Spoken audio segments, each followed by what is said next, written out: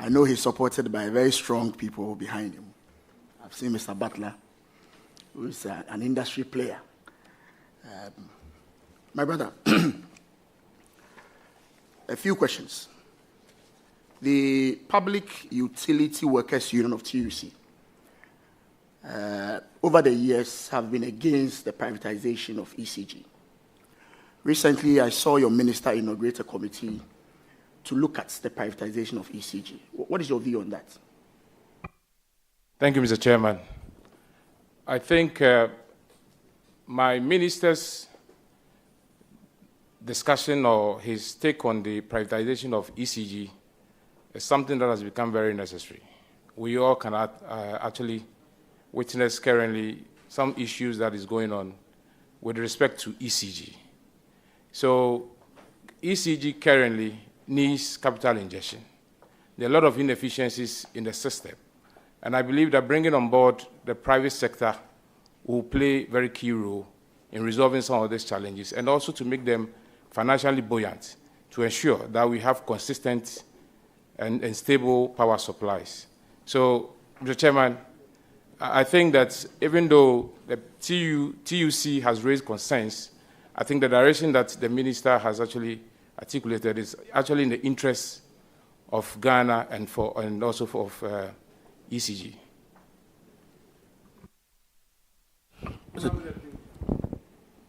You have a follow-up? No, I don't. Or next? I think he has a follow-up. Oh, you have a follow-up. Okay, please go ahead. Boss, congratulations. Just a follow-up on this. While looking at privatization, over the years, it's normally about foreign players coming into the industry. Would you want to consider local players or a clearly local team that would take charge? Because that sector is a very important one. If you leave it out to foreign participants, I'm sure we'll not be able to pay for the tariffs that they will hit for us. Would you consider, institutional and local investors who would want to participate in this? Thank you, Mr. Chairman. Mr. Chairman, in the first place, I would like to draw attention that the privatization that it's been discussed, that is not to say that the whole ECG is going to be privatized. It is a section of their activities, mainly when you look at the distribution and then, or normally what is the billing, and then the collections is what the government is looking at privatizing, and that is to bring in private companies. This in companies, I think, Mr. Chairman, I would say that I have not had extensive discussion with my minister, but I believe that Ghana we have the Local Content Act. So whatever it is, it will not be left in the hands of foreign players. There would be private players if there need be.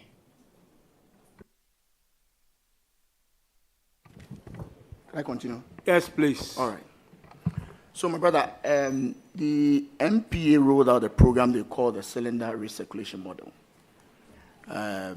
It has encountered some fierce resistance in terms of its mode of implementation from the LPG marketing companies. And I have a press release from the LPG marketing companies where they reiterate the agreement with MPA and think that this model can exit with the refilling model. Are you aware of this particular CRM policy? Thank you, Mr. Chairman. The CRM, I am very much abreast with the CRM. But I must say, Mr. Chairman, currently, my minister have not given me his indication on the CRM. But I would say, I'm saying this on my own to say that I think that the CRM, because I have been an industry player, well, the lesson I can say is that there's a need for us to engage the players.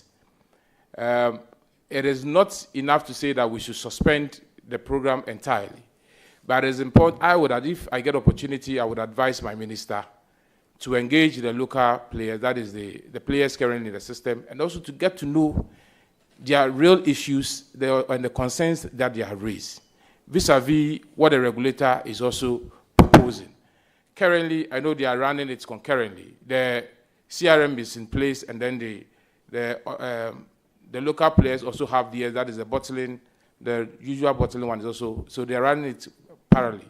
But I think that it is important for us to not just brush it away, but sit down with them and then engage. I was in a meeting just about a week ago, and I heard the leader of the LPG distributors who made a strong case on this issue. So I would actually speak with my minister for us to consider having engagement with them. And I believe that the reports that will come out will determine whether it should be pursued or to be suspended. Thank you. Chairman, I think I have my last one. For the past 3 weeks to 1 month, we've been experiencing some intermittent power situations, especially from those of us from the Ashanti region. And in my constituency specifically, the lights goes off at 6 p.m.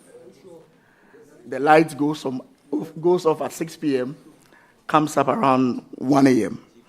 And it's happening especially in Ashanti region. There's been news reportage on that. And the reality on the ground is that not only Ashanti region, but other regions are experiencing the same. I just want to find out from you, is Dumso back? No. Thank you, Mr. Chairman. I want to assure my brother that Dumso is not back. We all experienced a period of Dumso, and we know what we went through in terms of even the time of when the lights goes off. There were shadows and all those things. What we see now, I cannot deny the fact that there has been some packet of some light, the light going off in some areas, but that has not been something that you can describe as Dumso. However, I want to alert you that I believe that you are just the immediate past Deputy Minister for Energy, and then you know that currently the West African gas pipeline is under maintenance, and most of our thermal plants use the gas from Nigeria. Those coming from Takrady, because the pipeline is being worked on, we cannot bring the product from even Takrady. And then also, government have made provision for liquid fuel to supplement it. However, there are some plants which are exclusively LPG, which I think that once there's a maintenance work, they may not get the needed gas to power their plants. And then also, I would want to add that I listened to my minister on TV, and West African Pipelines gave assurance that by the 6th of March, they will be done with their maintenance work. And I believe that once that is done, we will get enough gas to power the thermal plants. And this sense, you will not see it again. At least with my minister in place and myself, we work and make sure that this narrative of Dumso will never come up again. Please, please. I don't want to argue with my brother. Oh, I follow up. Take your time. I don't want to argue with my brother, but I like his honesty that he says we are experiencing some challenges. I wish you well, my brother. I wish you well. Thank you. Honorable nominee, I know that you are eloquent, you are competent to answer the questions put before you. But please, stay within what you are here for, and that is being vetted for a deputy minister designated. You are not here to talk about policy issues, because you will support the policies of your substantive minister so that we can smoothen this process. Just word of advice. Thank you, Mr. Chairman. I will invite Honorable Shaibu to do a follow-up on the former Deputy Minister's questions. Honorable Shaibu, you have the floor. Thank you, Chairman. Honorable nominee, is it the case that the question that the Honorable Minister, former Deputy Minister asked, is it the case that in the last 2-3 months we have experienced such sort of interruptions and power on and offs? Mr. Chair. Thank you, Mr. Chair, respectfully. I think Honorable Leader. the re-examination... Honorable Leader, I haven't given you the floor. Thank you very much. Mr. Chair, may I... You have the floor now. Thank you very much, my very nice chairman. Mr. Chair, I think that my brother, who is a learned colleague, should stop the re-examination. The man there is very capable. The question has been asked. He's going to answer. He's answered them. Please, let's proceed. If we continue like this, we'll keep re-examining people and won't leave this place. It's just not necessary. You may answer the question. Honorable nominee. Thank you, Mr. Speaker. Mr. Chairman. Mr. Chairman, I want to assure my brother that this is something that we even experienced during December. This is not new to us.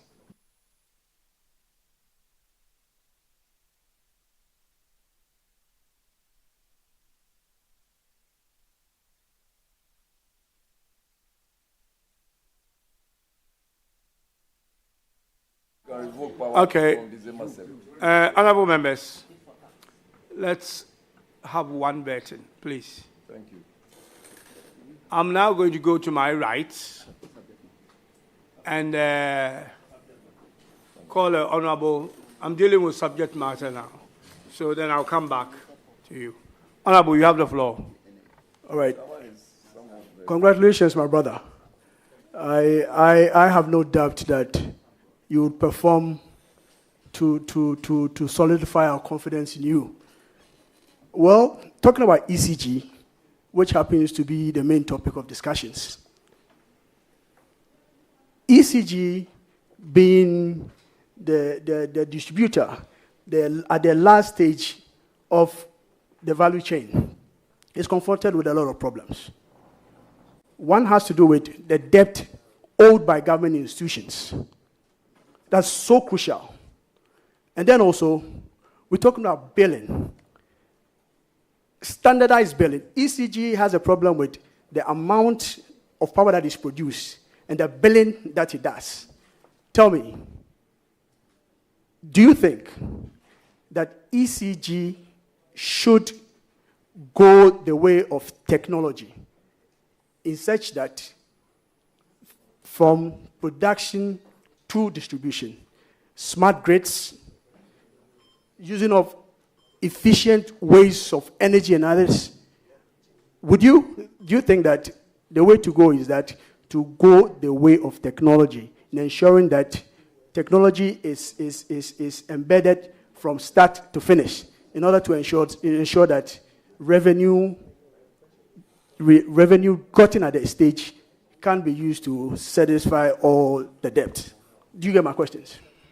Thank you, Mr. Chairman. I strongly support the view that technology should be employed, at least to minimize the human interferences in our processes. I believe once it is done that way, some of the challenges that confront ECG can be resolved. Thank you.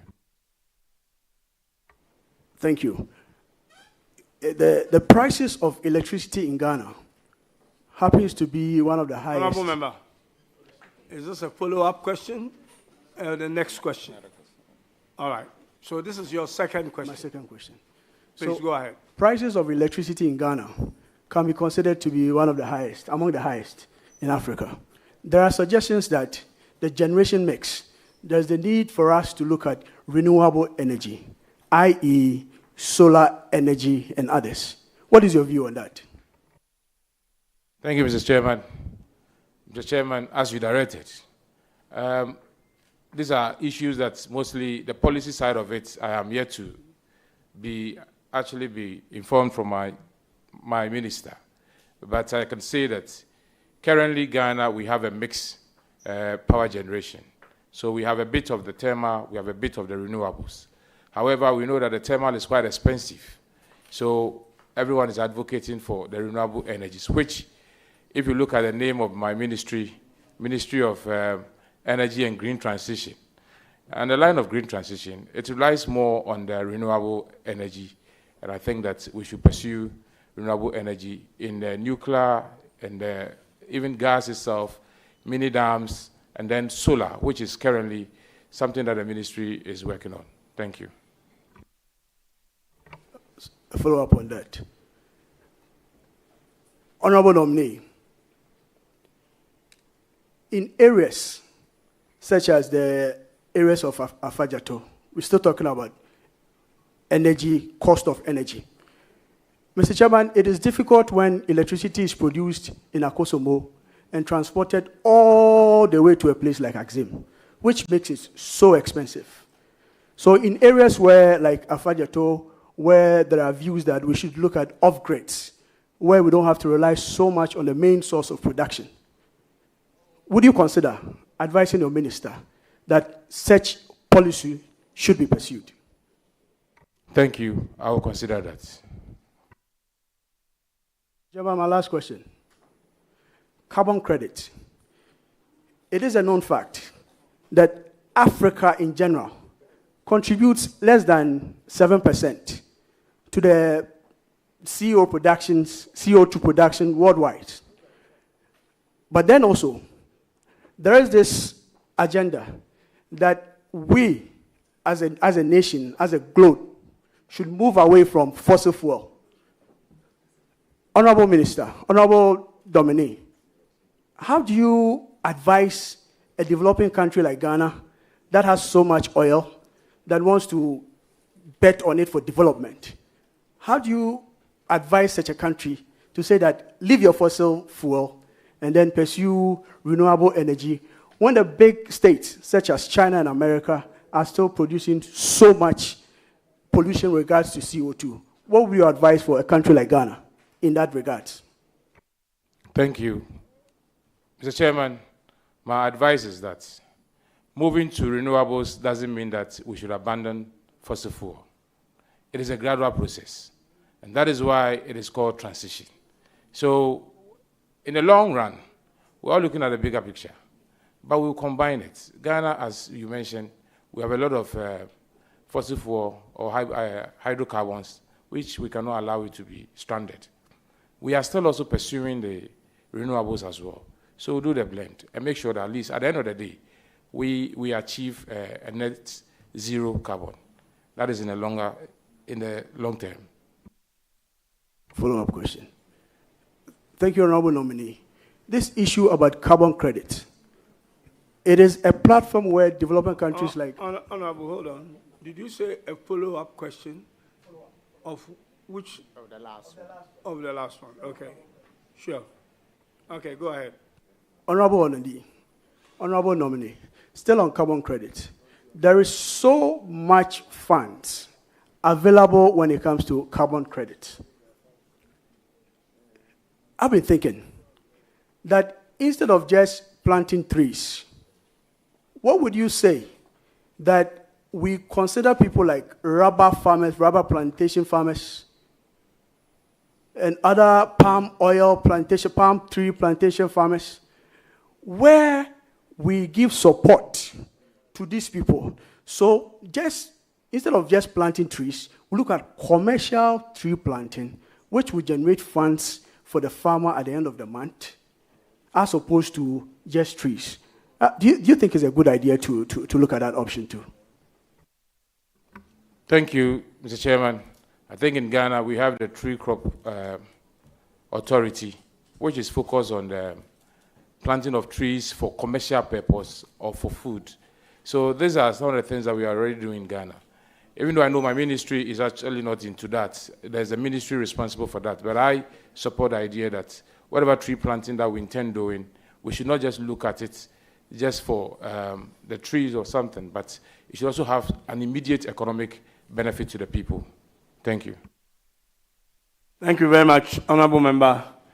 I now want to go to Honorable George Abuachi on my left. Abuaji on my left. You have the floor, Honorable. Thank you, Mr. Chairman. Honorable Nominee, congratulations. A very good friend and a classmate. I As you are aware, investment to upstream sector is declining.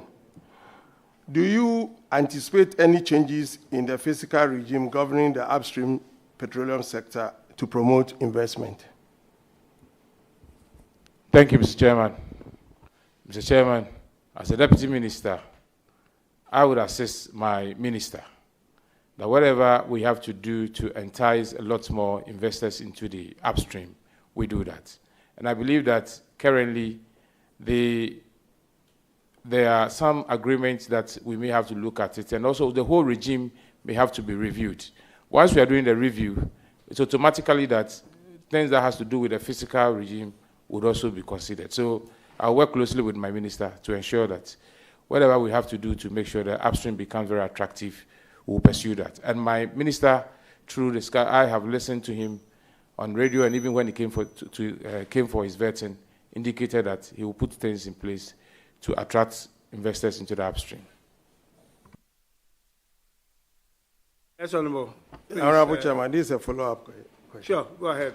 There are serious production shortfalls in all our oil fields. The Jubilee field has gone past its half-life, and there are decommissioning plans in the offing. What plans do you have or propose to boost the output of existing oil fields? Thank you, Mr. Chairman. As I earlier indicated, this powers, they are all has to do with the policy issues, which I would work with my minister. However, I would say that there are also equally a lot of wells that have not been worked on. Our government is looking at getting on board so many wells so that we can improve upon our upstream production. Currently, I think, as you said, I looked at the numbers and it wasn't encouraging. We went as high as almost about 179,000. Now we are hovering around 89,000 barrels a day, which is not encouraging.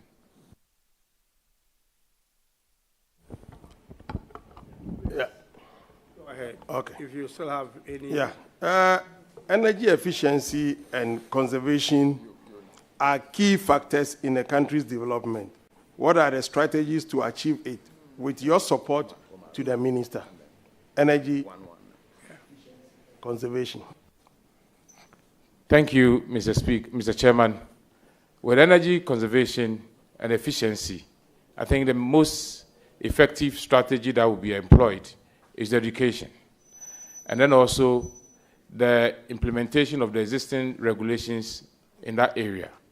So I would actually support my minister for us to enhance the education for effective energy use. And then also, in terms of the regulations that are currently in place, we'll make sure that it's fully implemented. And then encourage people to use new appliances. I think that's also another way of ensuring energy efficiency. Currently, I've heard a new thing that is called response demand, which is when people will be, whilst we educate, people will learn how to use energy or power less even within the peak period. And this can help our energy security. My last question. Thank you. The generation mix of this country have majority of the power plants being peaking plants. Per your government energy policy, do you have plans to include a base load plant to bring down cost of power? Thank you, Mr. Chairman. Mr. Chairman, I listened to my minister, Honorable John Jinapo, at his vetting. He indicated that his administration and the NDC government will consider the introduction of nuclear energy or nuclear power, which is one source of base load. And it is also very, in terms of costs, it's very affordable, and that can translate and help our prices to be lower. So I must say that I would encourage my minister to pursue the area of bringing on board the base load generation, which is nuclear and even mini dams that we can invest in to also help our energy mix.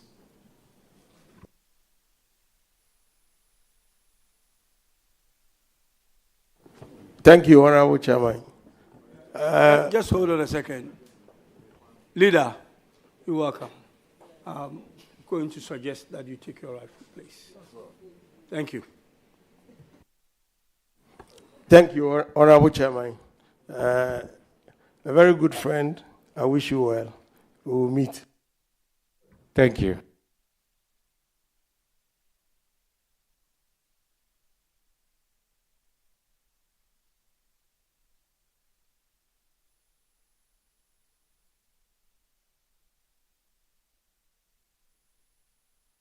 Yeah, I think you're done. Okay, I'm going to revert back to my rights and invite Honorable Umar to take the floor. Thank you. Thank you, Chairman, for this opportunity. Honorable nominee, congratulations. I wish you well, but I have a question regarding the trends of power, price structure in Ghana, and looking at the cost. Should we expect new tariffs? Thank you, Mr. Chairman. Mr. Chairman, I would like to find out from the honorable member, new tariff as in high, low, or stable. Thank you. Any. Thank you, Mr. Chairman. Mr. Chairman, the tariff in Ghana, mostly from the little information I've had, indicates that about 60% of it is made up of generational costs. And then other factors are also added to it. I believe that if we are able to manage the cost of generation, it is very likely that the cost of generation, if we're able to manage it and reduce it, and then also when we are able to also work on the distribution and then collection losses in the system, it will help the prices or the tariff to come down.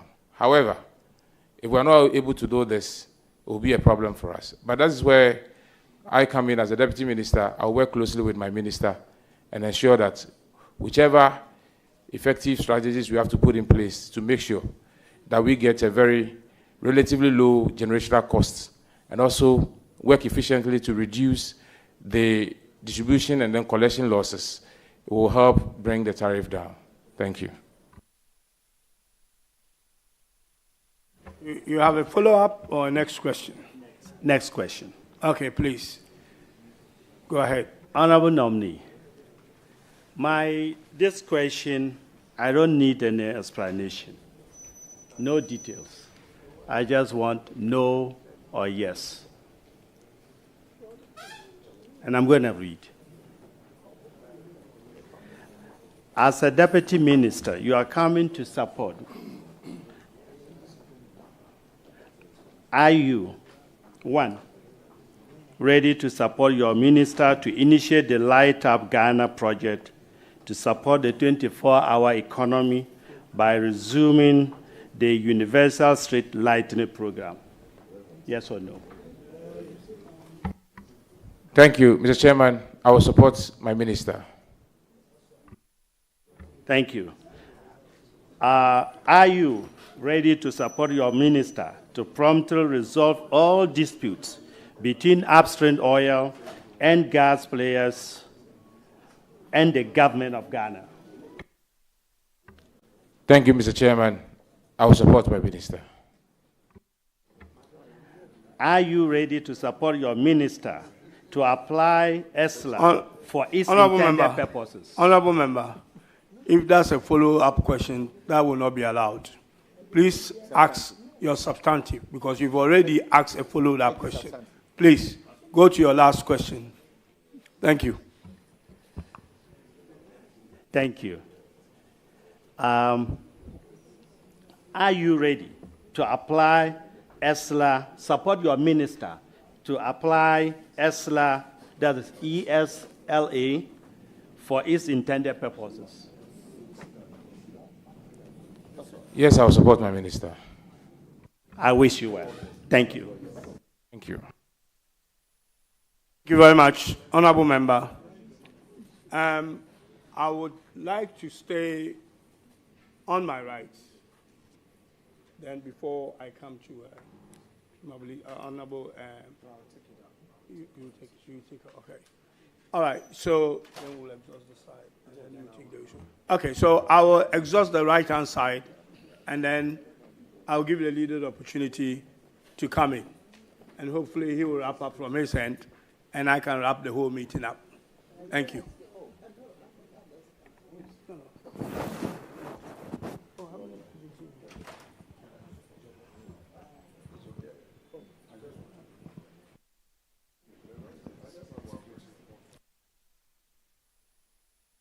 When it comes, yeah, because I didn't know you wanted to.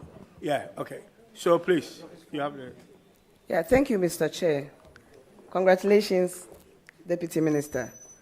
In the previous government of His Excellency John Dramani Mahama, the then Minister Finance attempted to transition ministry, department, and agencies to use the solar energy to reduce the government bill that has to be paid. What are you going to do to, push for this to take place? Thank you. Thank you, Mr. Chairman.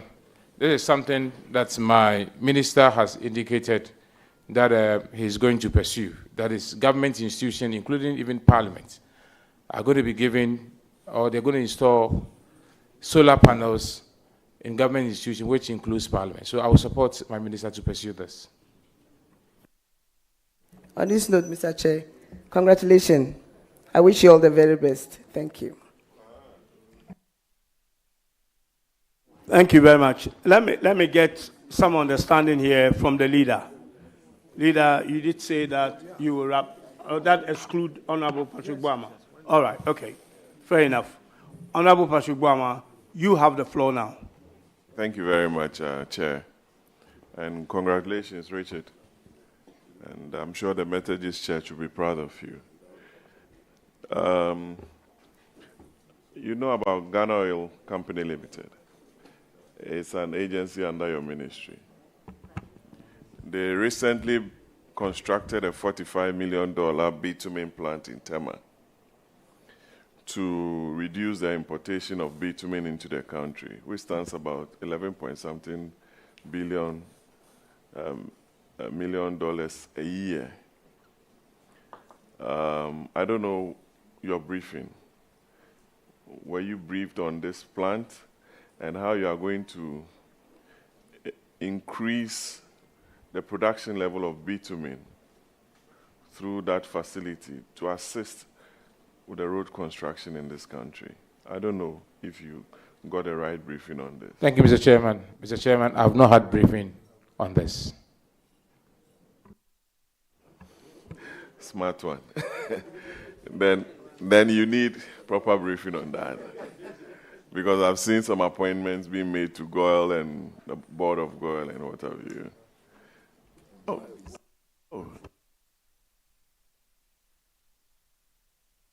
I will protect you if you agree to conclude.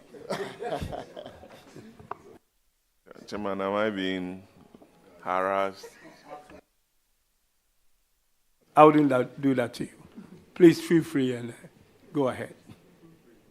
I wish the nominee well, Chairman. Thank you. Patrick Boama, as reasonable a man as you've always been. Honorable Ladi, you have the floor now.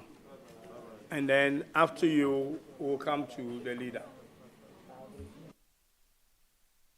I will not be tempted. You see now. Honorable, go ahead with your question. Thank you, Chairman. Congratulations, my brother. There is an issue I have observed, and it's quite worrying. It looks like many times it eludes every government, not only this. The issue of our institutions. And when I talk of our institutions, especially our tertiary and secondary schools,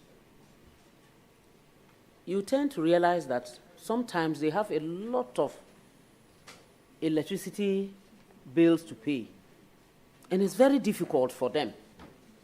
That's giving the masters, the principals, what have you, a big headache. Sometimes even they get cut off, and they suffer a lot. I know solar power may look expensive. As a deputy, if fortunately you are given the nod, will you consider suggesting to your minister that at least our tertiary institutions and the secondary schools should be given some solar lighting opportunity so that it would reduce this problem of ours? Because most of our institutions, I believe that they can get enough sunshine to get solar lights working. Will you make that suggestion to your minister? Thank you, Mr. Chairman. Mr. Chairman, I would suggest and then support my minister in this regard. If I tell you that excellent, again, I'll get another boost, but I'll say it excellent. Our markets, where most of us women, sometimes we go to the market, we even stay into the night, and we also go very early. Many times the women get there when it's quite dark in the morning, and they leave very late. But you realize there is no enough lighting in the markets. No street lights. The places are not properly wired. So sometimes you have market fires, and sometimes even they lose some items because they tend not to see or know when there is darkness. Some of the things that may be pilfered away or whatsoever. Will you suggest to your minister, when you get the nod, that our markets should be taken care of? There should be enough lighting systems, street lights, all over the market, and that the stores in the markets that use electricity should be looked into, and the women should be supported to ensure that wiring to their stores are properly done. Because you may go and see one pole with more than 20 connections. And when there is any least mistake, the place gets engulfed in fire. Will you suggest this to the minister? And will you follow up? Because I will follow you and ask you about it. Thank you, Mr. Chairman. Mr. Chairman, I will do that. I will actually suggest to my minister and also make sure I follow up on it. More than excellent. I'll add a 0 to the 100 to make it 1,000%. And I won't say bye-bye, because if I say it and add to the excellent, it will be another story. Be ready. I will come to your office and follow up on these things to prompt you that you have to ensure that you remind your minister about this. I wish you all the best in all your endeavors. Thank you. Thank you. Much, Honorable Member, Honorable Leader, with your indulgence, I want to continue to stay on the right and ask Honorable Shaibu to come in. Then after that, I'll cede the floor to you. Thank you. Chairman, I'm exceedingly grateful. Honorable nominee, congratulations one more time. I want us to go back to GOIL. And this time around, whether you have the briefing or not, because you have been a player in the downstream, you have a fair idea. What is the state of GOIL as we speak today, from your experience on the downstream industry? Thank you, Mr. Chairman. Mr. Chairman, even though I've been in the downstream for some time, at least for the last 5 years I've been in Parliament, I've not actually been following what goes on in GOL. GOL is a listed company. This year, their accounts are not out. So if it's out, I'll be able to speak to it because I've not received any briefing. But if the accounts are out, at least based on that, as an accountant, I'll be able to tell the performance of GOL. Thank you.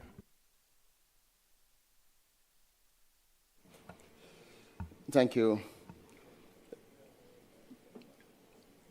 One other critical one, and I know that it affects most legislators seated here, those of us who represent rural communities.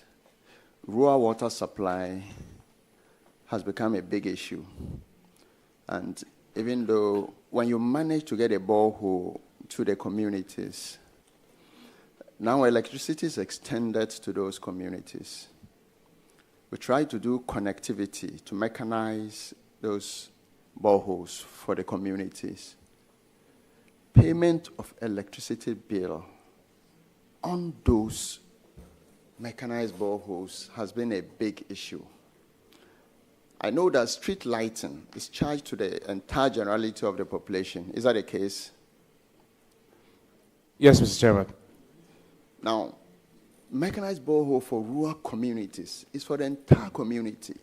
Why would we be billing the community for, a service that is akin to a street light for the entire community?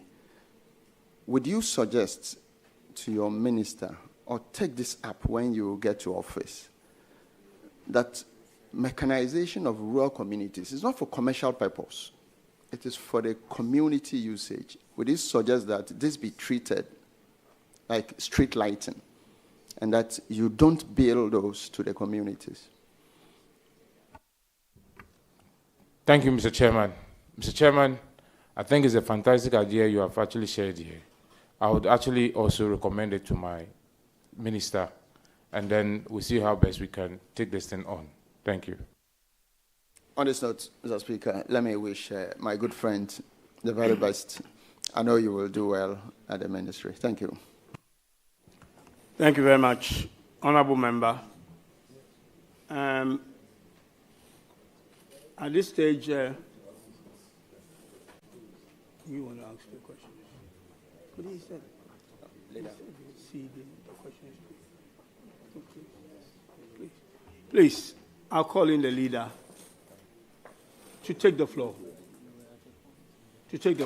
Leader, you have the floor.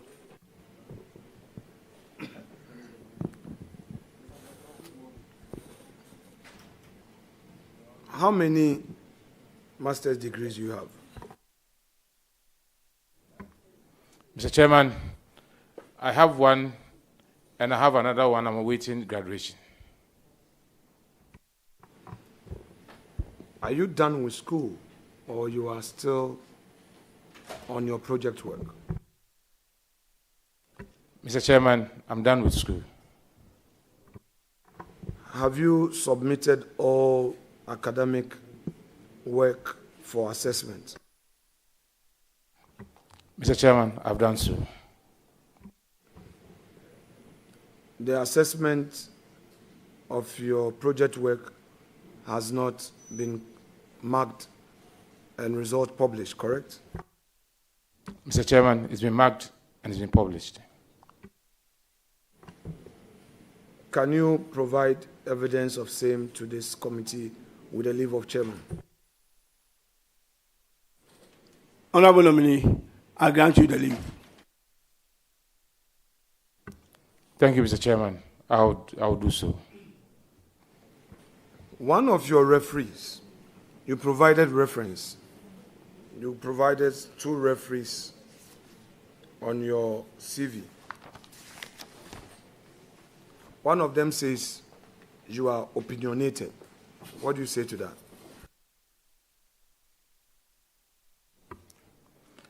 Mr. Chairman, I don't share in that view because I'm not.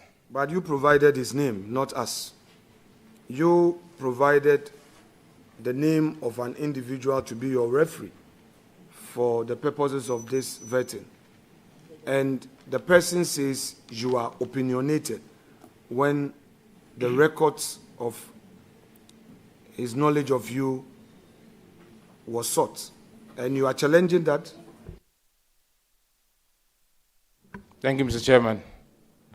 Mr. Chairman, if I have to respond, I would say that, as it is said, opinion is something that that's how people see things. So if that is how we send it, I will also assess myself and try to do the right thing. Yeah, but he has worked with you, and you, for all the people in the world, you felt that these are people who know you well. Are you suggesting that you have a disagreement with the view expressed that you opinionated? Mr. Chairman, as I earlier said, that is the view somebody has seen and actually... Not somebody, your own referee. So that is the view my referee has shared. I have actually taken notes. I take it in good faith. Say so. Thank you, Mr. Chairman. Yes. So continue. I'm aiding you with the phrase. I take it in good faith. So, Mr. Chairman, I take it in good faith. You're going to be a deputy minister. Your substantive minister is very assertive. If you carry this opinionated posture to him, you will suffer. I've been in government before. You'll be reading newspapers. That is why I want you to have the opportunity of, making a statement on that. Because this is coming from your own referee. You want to be the deputy minister who will be reading newspapers? Is that what you want? No, Mr. Chairman. What do you say to this reference, character reference position that you opinionated? The nation is listening to you. Your minister is listening to you. Mr. Chairman, as I earlier indicated, I take it in good faith, and I'll try and work towards it.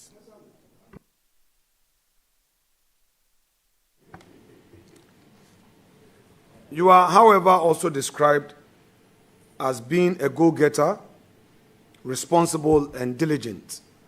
What assurances have you to your minister regarding these positive traits? Mr. Chairman, I assure my minister that I'm going to employ all these traits. Now, Asin Gomwa Brofedu, where is that located? Is it the one on the Swedro Road, or that's differently located elsewhere? Mr. Chairman, that is on the Ankamud Mankasim Road.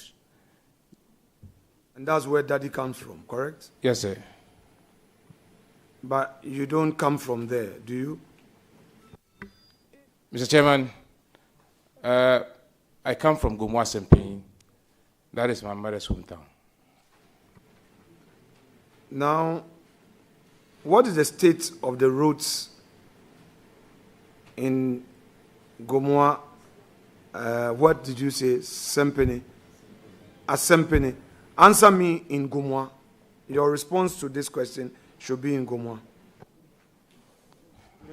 Hold on. Yes. Hold on a second. This has to do with constituency.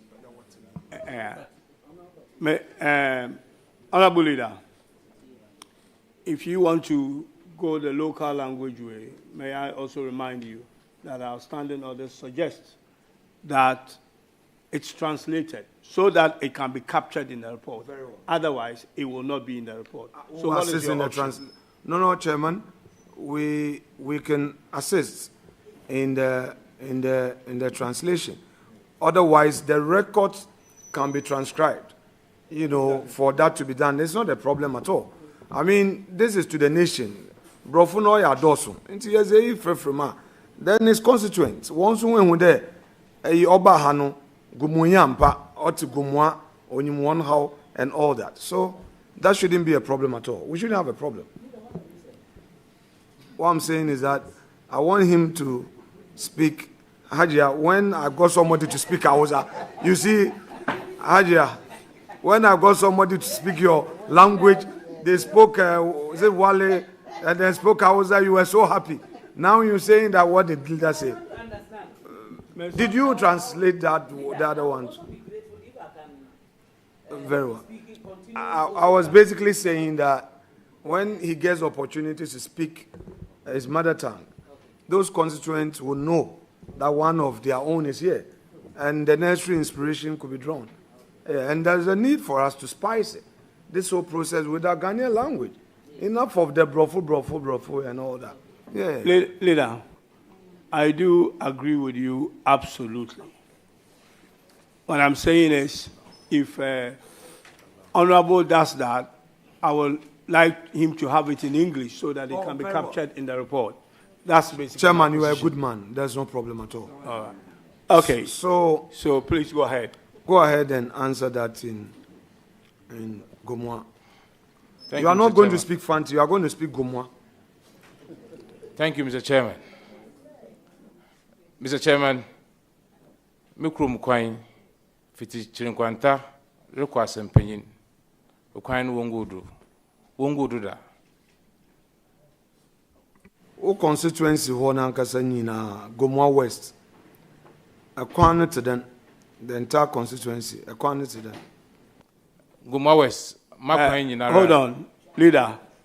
I don't want to be doing this, but your question, which is being asked in Fanti or Gomoa, for us to know the questions you are asking, for which he is providing answers for, we would like to have your question that you ask in English as well. What is the state of your roads in the constituency, Gomoa West constituency? Mr. Chairman, Gomoa Akwain Ninyinara nye.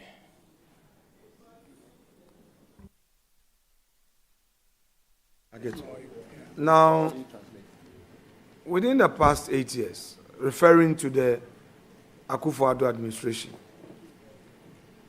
were some of the roads done? Thank you, Mr. Chairman. English, please, Leader, before he answers. Yeah, I said it in English. You said, is it the same one? Yeah, no, the second, so you can. Okay. Okay. So you also do it in English so that we can capture the conversation. Mr. Chairman, within the last 8 years, a section of the Gomoa Ankamo to Gomoa Isikuma Road, just about 3 kilometers of it was tarred. This is a 15-kilometer road, but about 3 kilometers was tarred.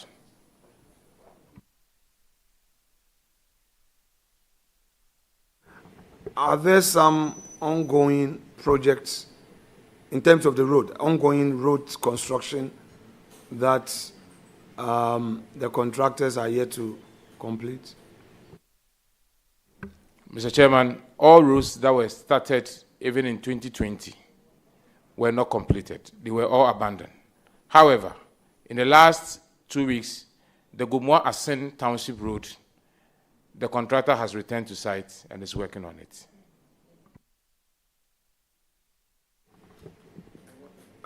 Can you say that in your mother tongue, that answer?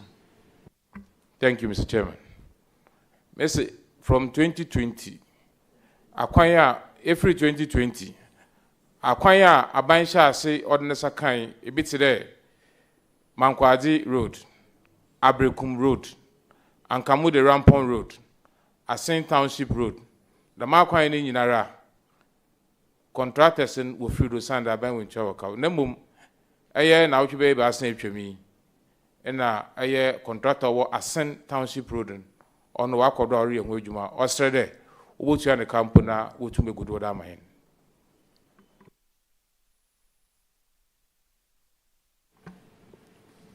So this contractor who is back on your road is still yet to be paid, correct? Yes, Mr. Chairman.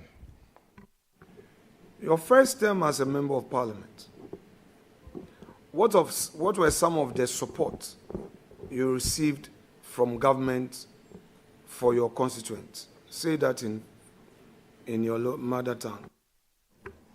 Mr. Chairman, my first term in parliament, I buy him war my constituency. A year, my common fana, I buy Uchiai. the member of parliament. Ne brano biara also to the utia a utiai. Ne yim the common fund on ban ne brano. Internet and then Mamusuma Sakaya, common fund, educational fund, a year gets fund, and a year health insurance, social intervention. And then the Bribia said, Oban, Mr. Kambi Mabdi Juma, Ogumawis. Honorable nominee, if you don't say what you've just said in English, it will not be captured. That's your choice, basically. Thank you, Mr. Chairman.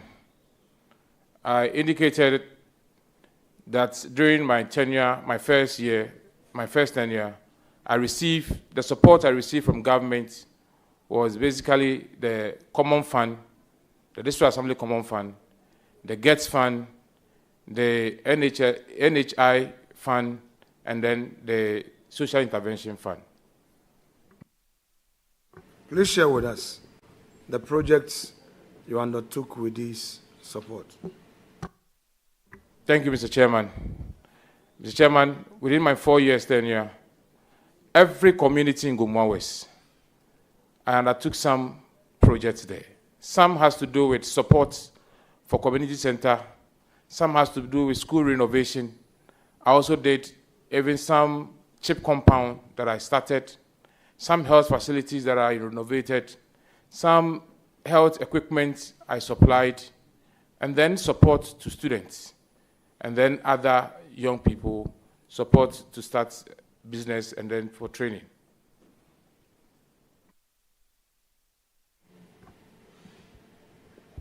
Did you receive street lights from the Ministry of Energy?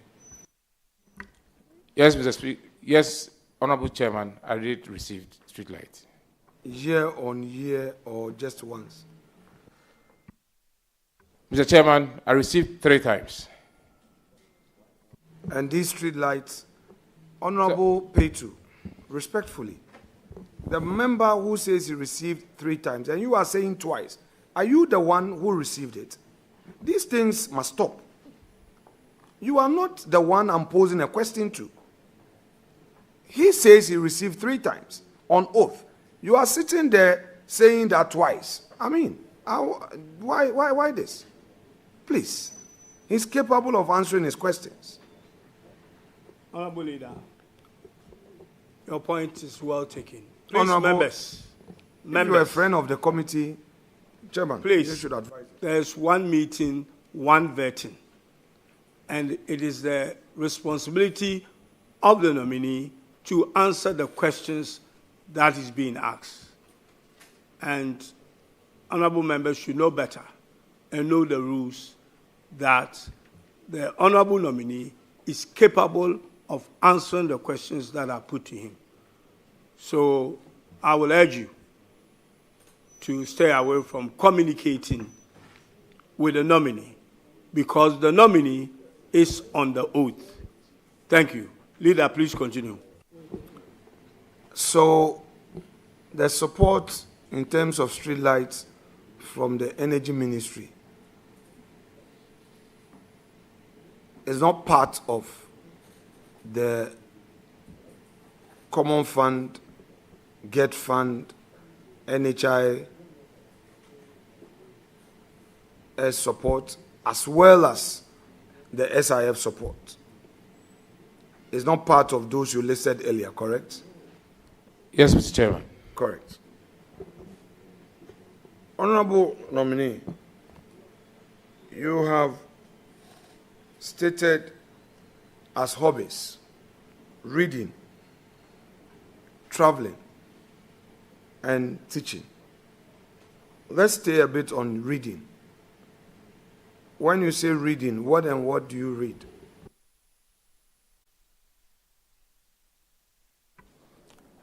Mr. Chairman, I read any literature that that comes to me, I read them. No particular interest? Yes, Mr. Chairman. Can you share with us any book you've read and lessons you've learned from that? The title of the book and the story and what you've learned out of it. Mr. Chairman, I read Things Fall Apart by Chinua Achebe. What lessons did you learn from Things Fall Apart? But before the lessons you learned, just share with us a summary of Things Fall Apart.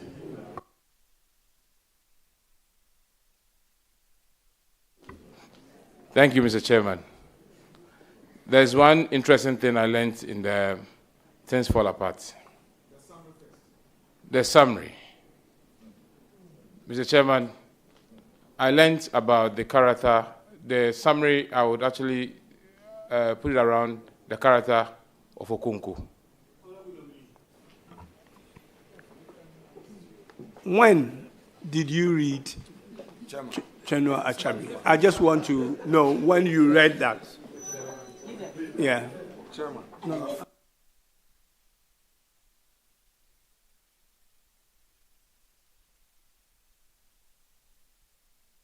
Answer the question. But I want to know, how long ago did you read this, Chinua Achebe? Thank you. Thank you, Mr. Chairman. I read Chinua Achebe some 5 years ago. However, when I became a member of Parliament, I have been doing so much reading. So I don't get time to do the regular reading that I used to do, because I have to read other stuffs and also have some academic work along the line too. You must have some memory of what the Have you taken over? I haven't taken over. I have just come in. Leader, I haven't taken over. I just want to substantiate what is just said. And I'm saying that if you read it about 5 years ago, that will determine your recollection, unless maybe you have a, what is it called, a photo, yeah. But answer the question so that we'll know how simple or how you struggle to recollect things. Thank you. Thank you, Chairman. So that is where I said there's one section of Chinua Achebe's book which I took very much interest in, and has to do with how we see people who come around us. It talked about when you do an invitation and you bring people together to actually feed them. It doesn't mean that they cannot buy food for themselves, but it's actually for the good of it. So as a person, I believe that any time that you get people to come around you, it is not because they want something from you, but actually to show solidarity and also to portray our culture as Africans and that receptive life that we live. You earlier referred to Okonkwo. What have you to tell us about Okonkwo? Mr. Chairman, I just indicated that Okonkwo's love for people and the quest to always bring people around him is something that I have learned from him.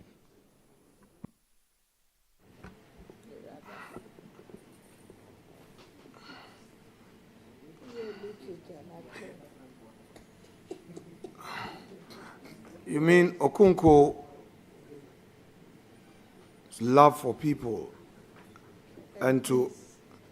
Oh, say it again. Mr. Chairman, I said Okonkwo's receptive life that is always bringing people together is to show love to them. It's something that I also have learned.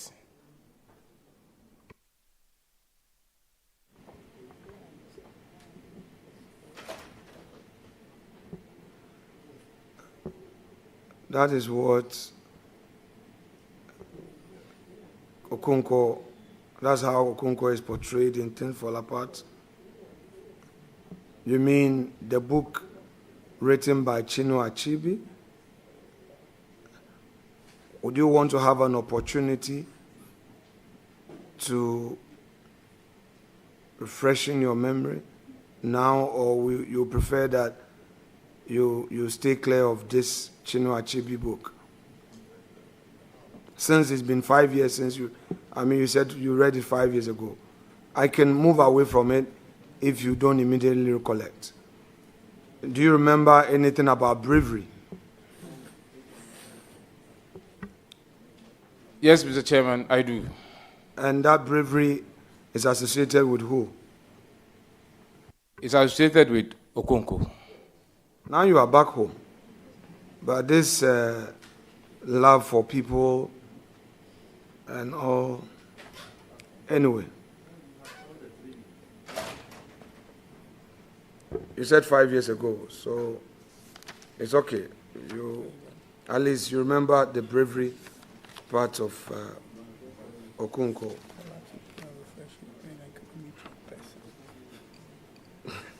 The chairman says that perhaps you refreshing your memory, Yes, and after this vetting, you I come grant and you the leave to go and refresh your memory and meet a leader, a week or 3 weeks later to have a private discussion with him on Okonkwo.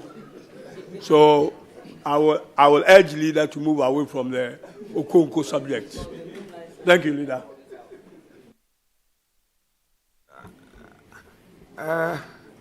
They said a man's skin must be rough. His smile must be brief. You remember that one? I do, Mr. Chairman. You remember that one? Yes, sir. And his food must be what? I don't remember that part. Okay. So keep that one in mind. Was Okonkwo very proud of his dad?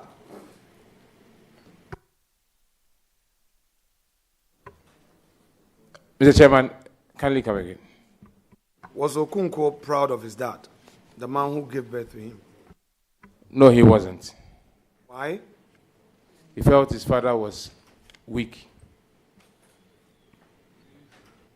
He felt his father didn't exhibit the bravery of a man. Now you are back home. You see, I'm bringing you, but now you have gotten to your comfort zone. So after I wasn't being hard on you. All right? So, having read Okonkwo's, having read China Chibi and Things Fall Apart, what have you to share with the youth regarding the lessons you learned from Things Fall Apart? Things fall apart, the center cannot hold, the falcon cannot hear the falconer. Leader, I think I appeal to you on the Okonkwo issue. But since you are Okonkwo, I just want to tell you that in the same Okonkwo, it says wisdom is like a goat skin bag. Each man carries his own. That's by Okonkwo. So take a cue from that. Chairman, this nominee doesn't need to be helped. He's capable. Just don't worry yourself much. He's my junior brother, and he knows that I won't put him in harm's way. I just want him to demonstrate his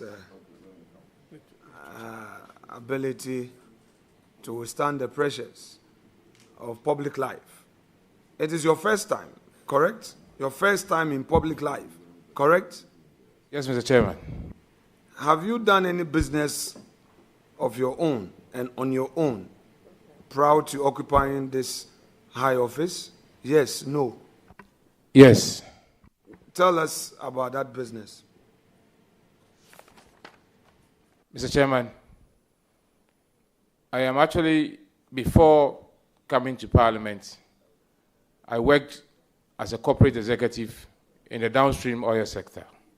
Along the line, I had some personal businesses in the sector. What were those personal businesses? Mr. Chairman, I had some retail outlets and do petroleum transportation. Retail, did you register those businesses?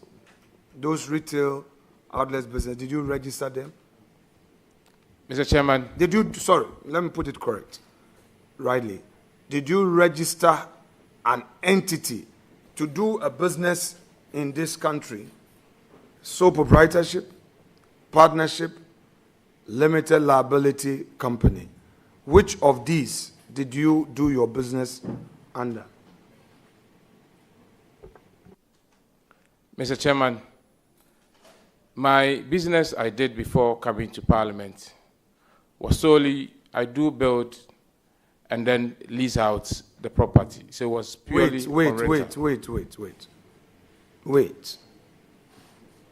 Wait.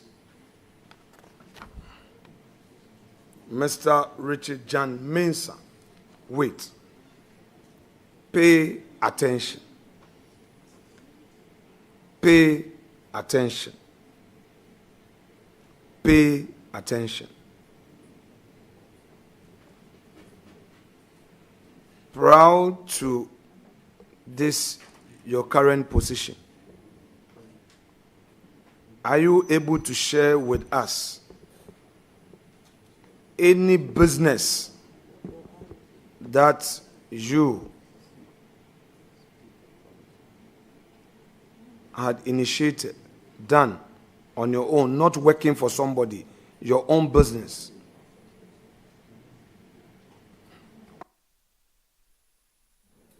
Mr. Chairman, I did business as a dealer with my company with a notice of my chief executive. Right, so let's deal with the dealer. As a dealer, which entity did you register for the purpose of the dealership? Was it a limited liability company, a partnership company, or sole proprietorship? Mr. Chairman, I did it as a personal business, which wasn't registered. Meaning you didn't pay taxes? Mr. Chairman, I paid my taxes as part of my personal taxes. All taxes were paid. So, which year, from which year to which year are you referring to? Which period did you pay those taxes? So, you mean the profit you made on those dealership business, the retail outlets selling petroleum products, you earn some profit and pay taxes on, correct? Yes, Mr. Chairman. From which period to which period? Mr. Chairman, I did up to 2020. From when to 2020? So, Mr. Chairman, the business is such that as a dealer, there's a margin that is given to you. As and when you make profit, it is paid. Within the period 2018 to 2020, that was when I was active in the business. But then the business had gone down. Not a problem. Pay attention to my question. I don't want us to stay too long.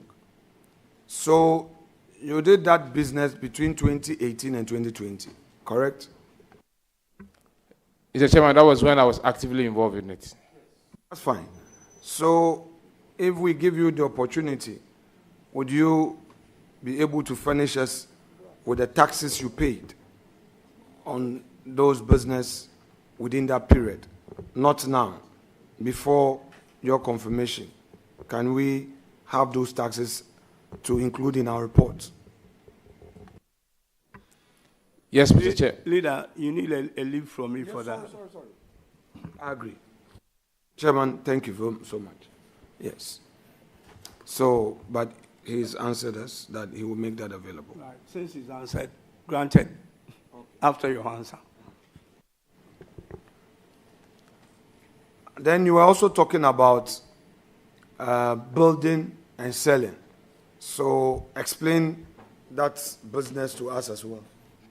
Mr. Chairman, it's not a house and building. It's the same retail business because you have to build before you can be given the dealership.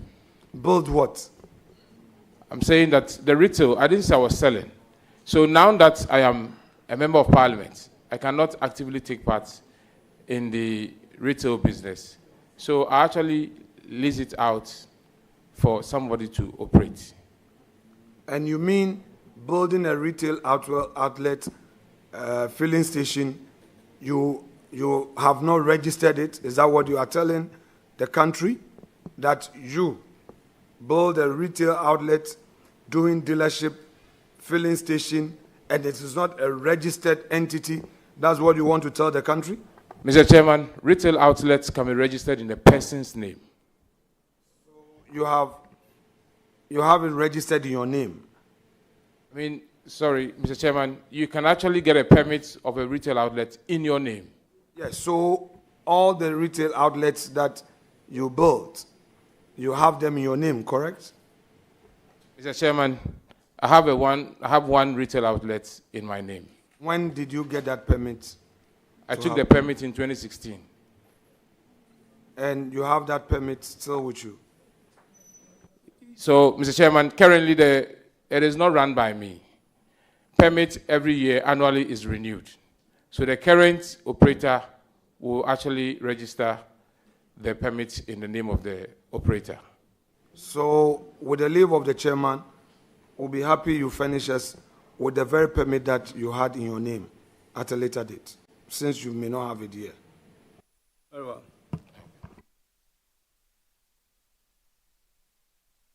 Honorable Omi, please answer as I have given you the leave. So, Mr. Chairman, my old permits in my name are still, I still have them. Even though some, mostly when you do, the permit is given to you, it is kept at the station. So I have to actually call for it. So this program you call Master of Arts, Energy Law, what does it entail?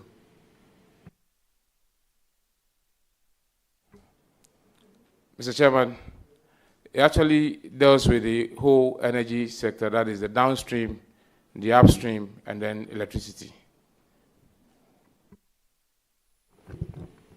Proud to you joining the NDC fraternity. Were you an MPP member?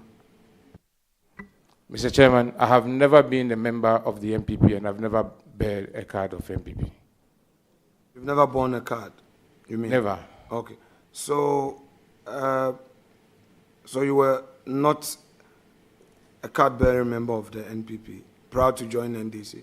Yes, Mr. Chairman. Now, one of your referees says that when you were in school, you were paying the fees for some of your colleagues who were struggling with their fees. You must be a man who embraces charity, correct? Yes, Mr. Chairman. When I was doing my first master's program, I used to support my colleagues. And your constituents, with you going to the energy sector, should expect more, correct? Mr. Chairman, my constituents know that I'm someone that if I have every opportunity, I will help. So they should expect more, correct? Mr. Chairman, I'll ask my constituents to be moderate because the economy, the economy that we have now. No, not. We are talking about money economy, not. I'm talking about the money pocket economy. Explain what you mean by money economy. When I say money economy, it's the money in your pocket. So there's not much money in my pocket, so I want them to be. No. I'm not talking about now. Now they will believe you, but they would understand you. Now that you have not entered the energy ministry, but you are going there, you're going to be a board member here, there, deputy energy minister. You're saying that they should moderate? Is that what you're saying? Yes, Mr. Chairman. Should every constituent in need expect your support to the extent that you can provide, irrespective of partisan colors? Mr. Chairman, this is something I have done even when I was not a member of parliament. But as I always say that it is as and when I have it available, I would always make sure that irrespective of your party affiliation, I will give any needed support. Some constituents who were interviewed as part of the due diligence we did claim that sometimes you are not reachable. It's a general sin that all of us cannot escape. What assurances have you for them that you would have a system in place for you to be reached? Mr. Chairman, I have noted this. However, Mr. Chairman, I have a system, even when you call and you don't get me, before midnight, I return every call that I have missed within the day. Maybe when I call the person back and then he doesn't, his line is also not active, I may lose that opportunity. However, getting into this position, I know there will be a lot of calls besides the work I have. I'll put in place mechanism that would make sure that I'm able to reach out to my people. Let's deal with ECG. You earlier said that ECG needs to be privatized. Explain the form of privatization you are suggesting for ECG. Thank you, Mr. Chairman. Mr. Chairman, the whole involvement of the private sector in the ECG, I am not privy to it. I was only sharing a view that we may look at the billing and then the metering system and also the collection, that we can engage a private sector, at least to ensure that some inefficiencies in the system, they can help us plug it. So you believe that there are inefficiencies at ECG, correct? Yes, Mr. Chairman. Can you share some of the inefficiencies? So, Mr. Chairman, as also a consumer of power, and then having been a member of parliament, there are places I've been to that people have complained that they have meters, but nobody comes for the bills. So sometimes you'll be there for 3 years, and then they come with a huge bill, which the people are unable to pay. I think this is also some of the inefficiencies that I've identified. Would you agree to a suggestion to the effect that there must be prepaid meters across board? Every ECG consumer must be given a prepaid meter.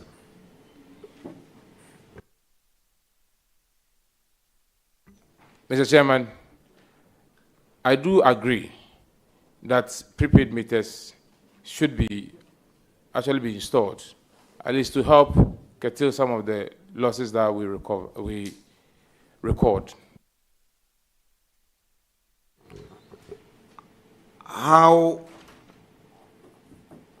proactive would this be considered?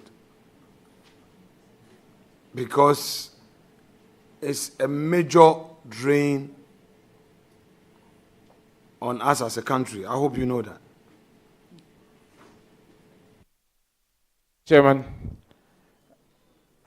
I just want to find out if the meters, the ECG prepaid meters, is a drain, or the absence of it is a drain to our coffers.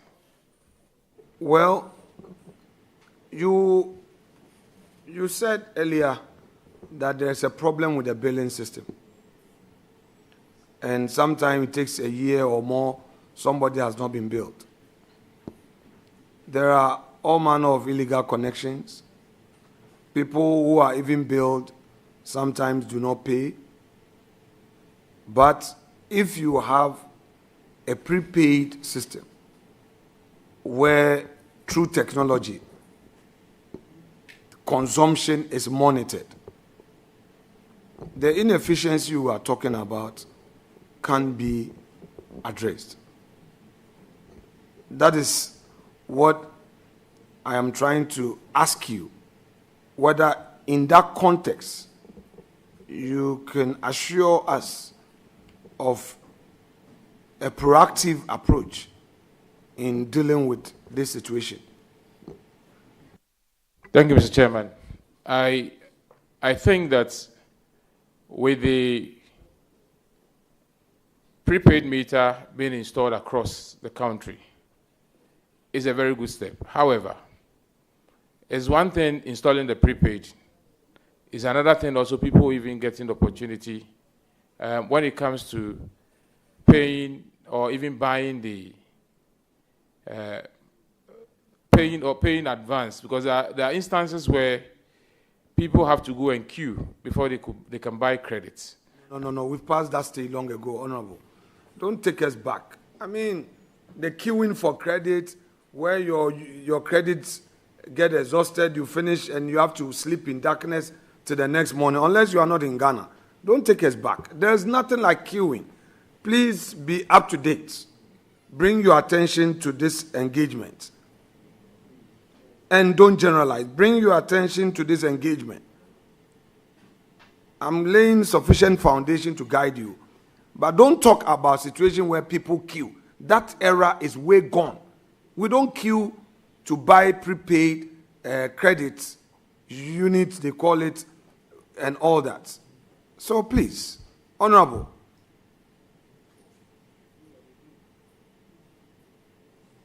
you buy from your phone. Thank you, Mr. Chairman. I know in my house in the constituency, I buy on the phone. In my house in Accra, we go to the vendor and pay for it. That is the issue that I'm actually pointing out. But so don't say there's queuing. There's nothing like queuing for whatever you want to describe it, but there's nothing like that. I mean, it's a matter of fact. Only yesterday, I was chairing that board. So you are going there. Don't let us create a certain impression. However, Honorable, there's something I would want to share, and it's for you. This is not a question. You see, we as a political class, I believe that the way we act, the public servants, the civil servants, watch us and sometimes they laugh. We say all manner of things about ourselves, and we go and meet a system that we are unable to implement.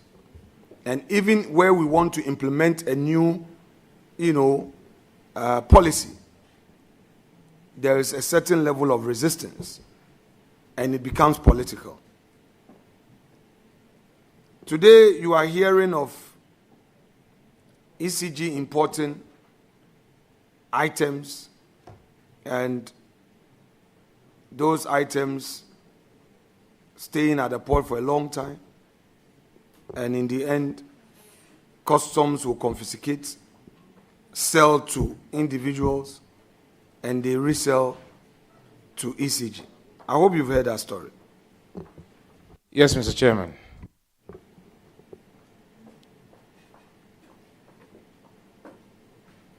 But the little investigation I did, at the time I assumed the chair in July, when this thing came to attention, was that the same setup would tell the political head that, oh, this is the system already there.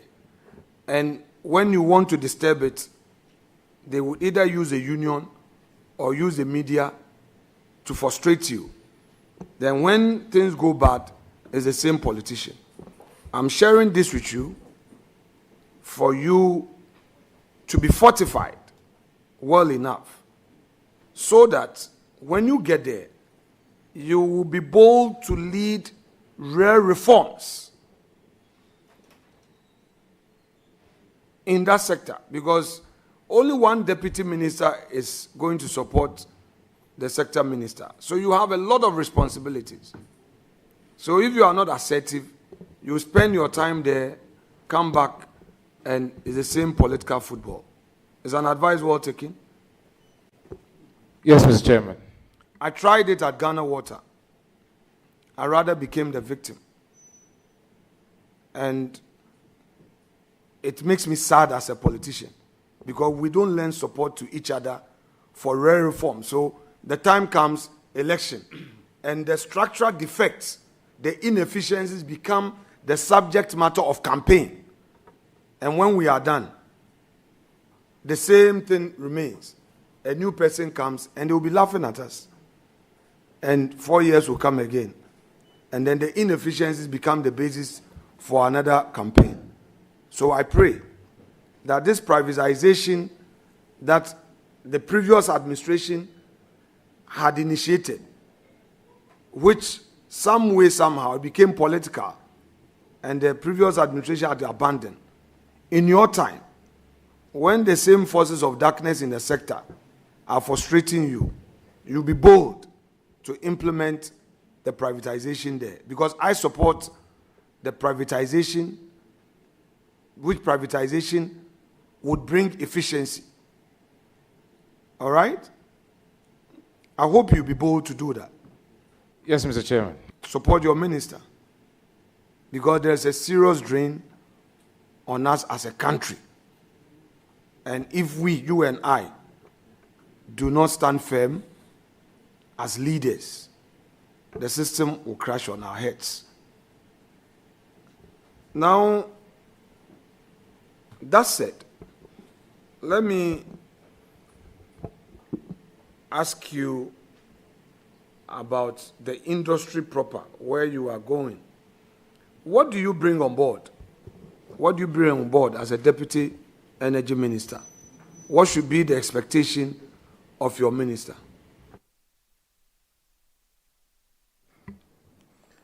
Mr. Chairman, I am going to assist my minister in every way that I can to ensure that he also succeeds on his mandate.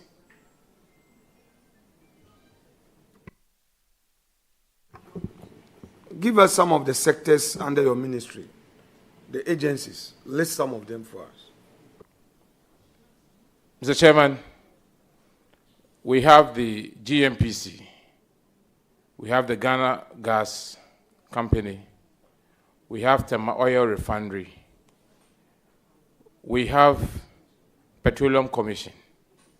This is within the petroleum sector. We have GOIL, Ghana Oil Company. In the power sector, we have the Electricity Company of Ghana, ECG. We have NEDCO. We have the Energy Commission. We have the VRA, Volta River Authority. We have the BUI. And then I think these are the few I can mention, but there are lots. There are about 16 agencies under my ministry.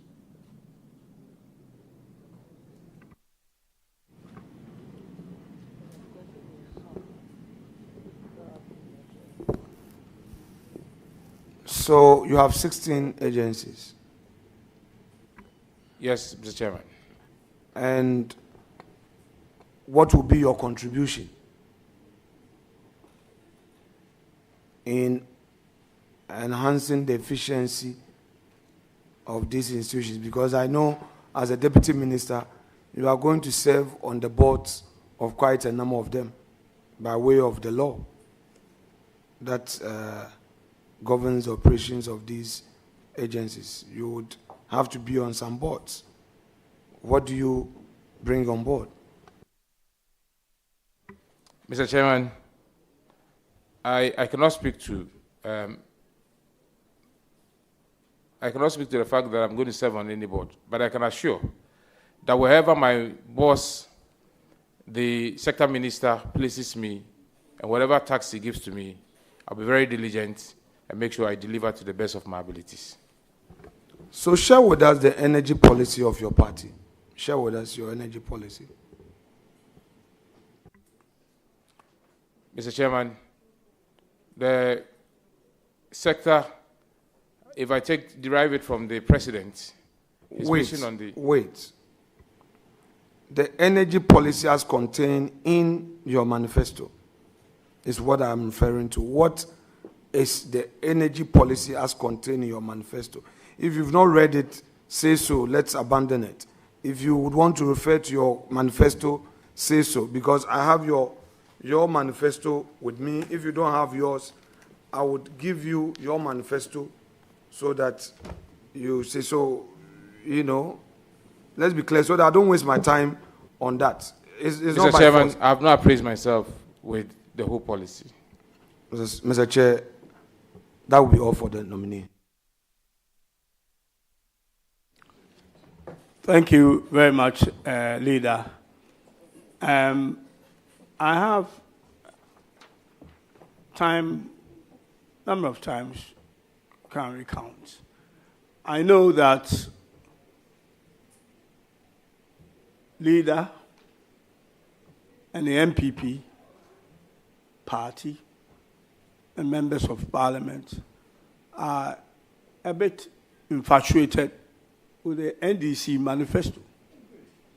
And you keep asking us to produce our manifesto. But as a leader of the party, yes, I'm just, please, relax. And many a times, you ask us, is finished, to produce our manifesto. I have said that our manifesto is not a driving license. So we don't carry it with us that you will be asking us to produce it. But if you have an issue in it, please, by all means, but to get our nominees to produce the party's manifesto. If you ask them to produce Ghana's constitution, I can understand. But the party's manifesto, which I know you have a copy, I'll grab a copy from you. So, please, Leader, I will appeal to you when you ask your questions on our manifesto. But, please. Chairman, you want to be nominated? Honorable Member, you are out of order.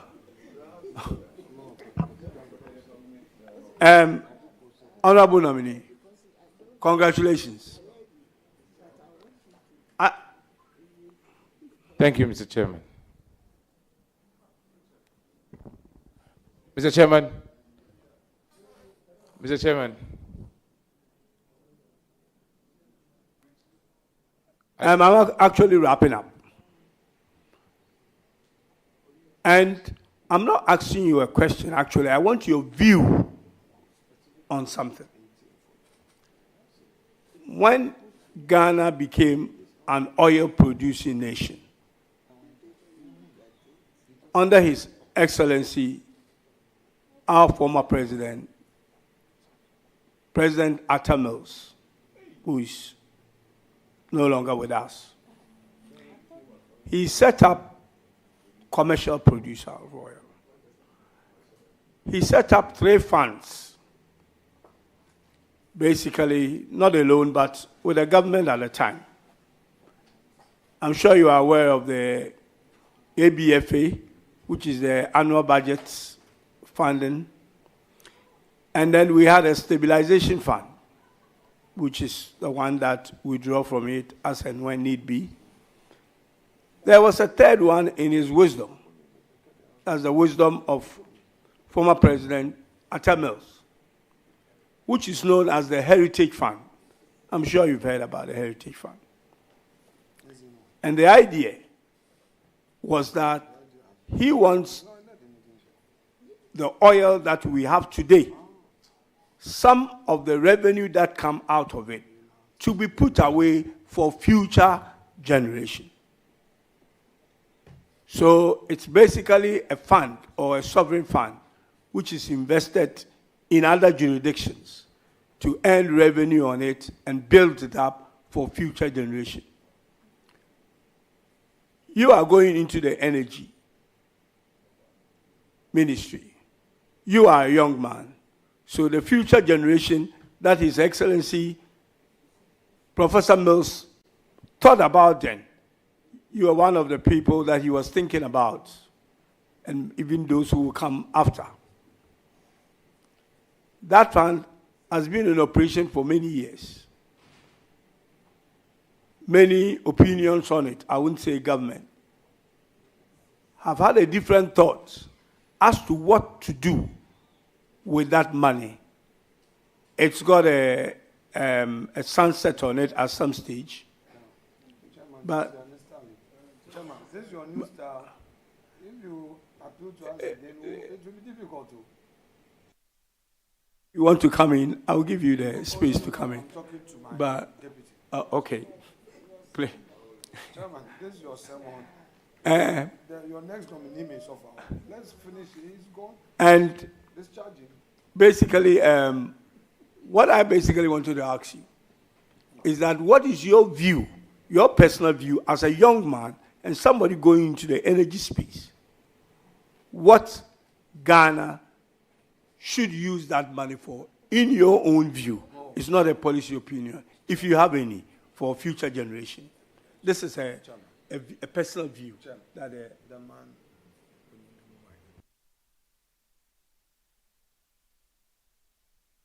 Honorable nominee, Chairman is seeking your view on a matter which may lead you into temptation.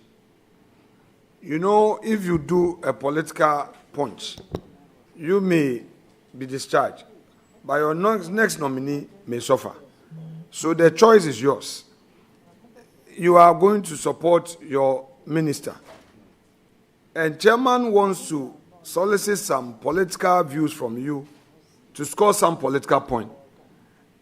I don't have a problem, but if you answer, and I think the answer is very political, I will come up with a follow-up question that may delay you here, or it may affect the next nominee. So as for me, you are my brother. We are all Gomwa Efutu people. I'm just advising you that you can beg of chairman, easy, pocho, actually, now on sound you. You may or may not have a view. It's a view. So please answer the question. If you have a view or you don't have a view. Heritage Fund, look at the law when it was. I'm not asking about that. Mr. Chairman. But you were asking about what? His view. Which view? His view. The Heritage Fund was established 2007. Look, discharge your nominee, let him go in peace. Where you are going to is slippery. You create problems for him. Leader. The chairman, you've had a peaceful day. Leader. Look, the law was established 2007. We'll continue to have a peaceful day. Kufuor founded oil, and it's under Kufuor that we had the heritage. Look at the law. Leader, are you enhancing the view question I'm asking, or you are? Okay, you go ahead. Please, honorable nominee. Please, your view. Do you have a view or not? Are you? Mr. Chairman, Mr. Chairman, I will actually follow what my minister pursue with this. This is a policy question. I was asking. Mr. Chairman, I will seek the guidance from my minister. No. Right.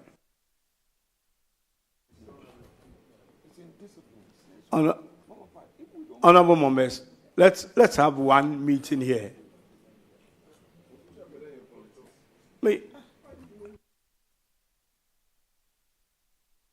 Okay. Honorable nominee, I am going to.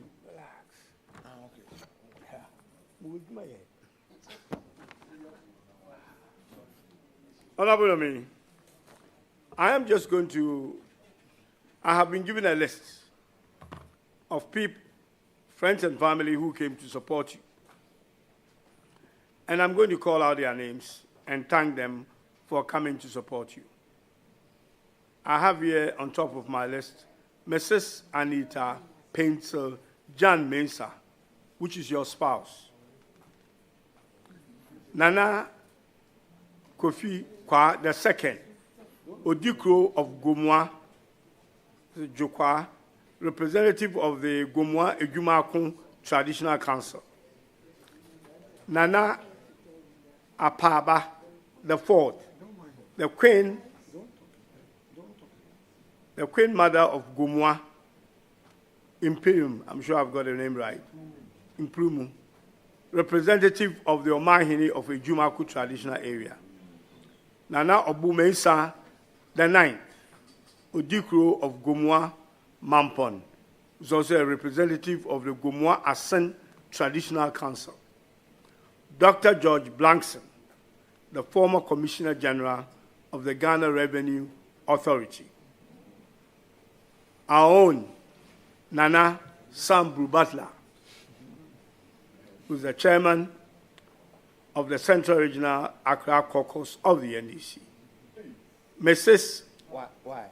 Sati Okran, Central Regional Accra Caucus, NDC. And then Reverend Loviana Lamle Lamti, Minister of the Prince of Peace Methodist Church, Tabora.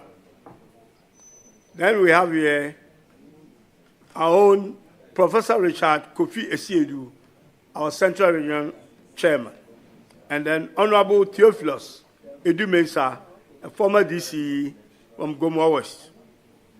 I have here others as Mr. Nicholas Owusu, who is the MD of Desert Oil Ghana Limited. Alhaji Mohammed Kasim, who is a constituency chairman, and Nana Ama Ankwa II, who is the Queen Mother of Gomua Abura, who is a representative of the Gomua Asen Traditional Council. I would like to thank you for coming to support our brother on his vetting. Nominee, I think you have exhausted all the questions.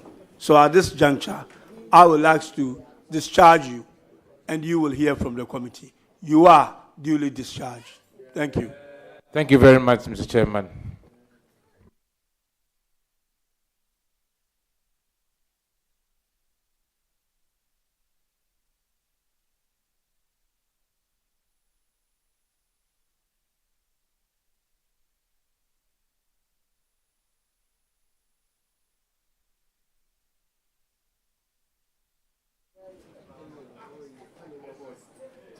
Okay, as the nominee takes leave of us with his entourage, I will ask the clerk of this committee to usher in the next nominee. Thank you very much.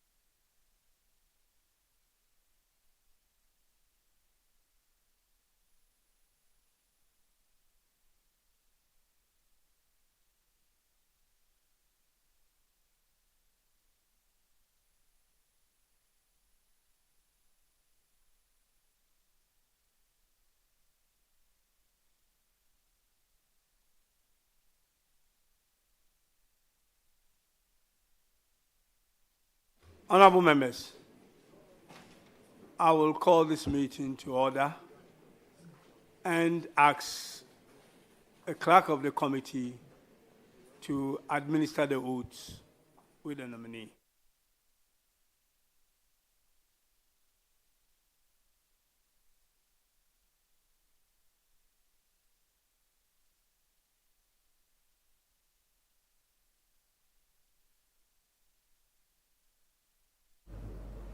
You're welcome to our live coverage of the Deputy Ministerial vetting. So far, Dr. Clement Abbas-Apak, who's Deputy Minister-Designate for the Education Ministry, and just gone by Richard John Mensah, Deputy Minister-Designate for Energy and Green Transition, has already been vetted by the committee.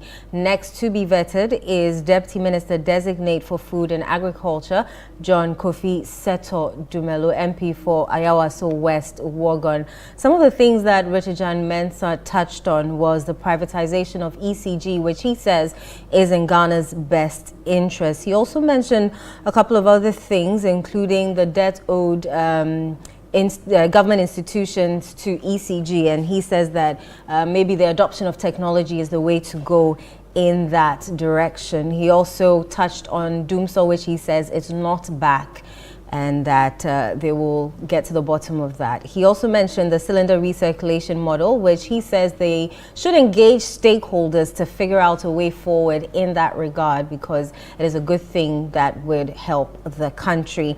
But they have begun vetting John Seto Dumelo, who's MP designate for agriculture. Let's join them.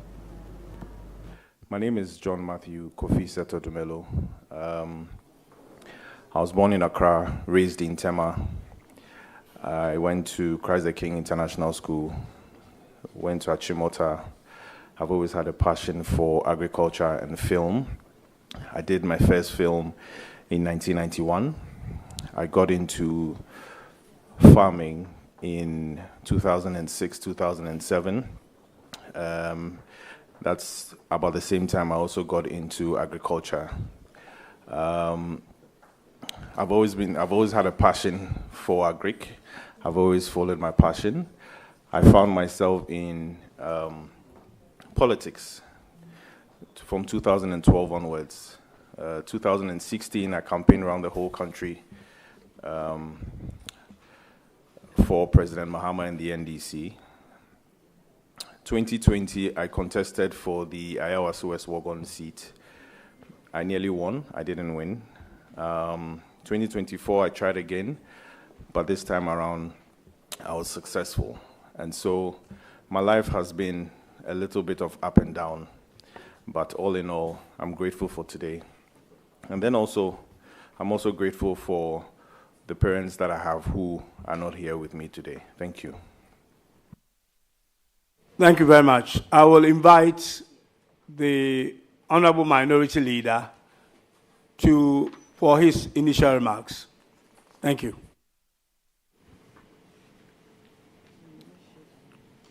Honorable nominee, on page 2 of your CV, you have written your educational background, and you're saying that you did GIMPA BA in Public Administration, 2016 to 2022. Correct?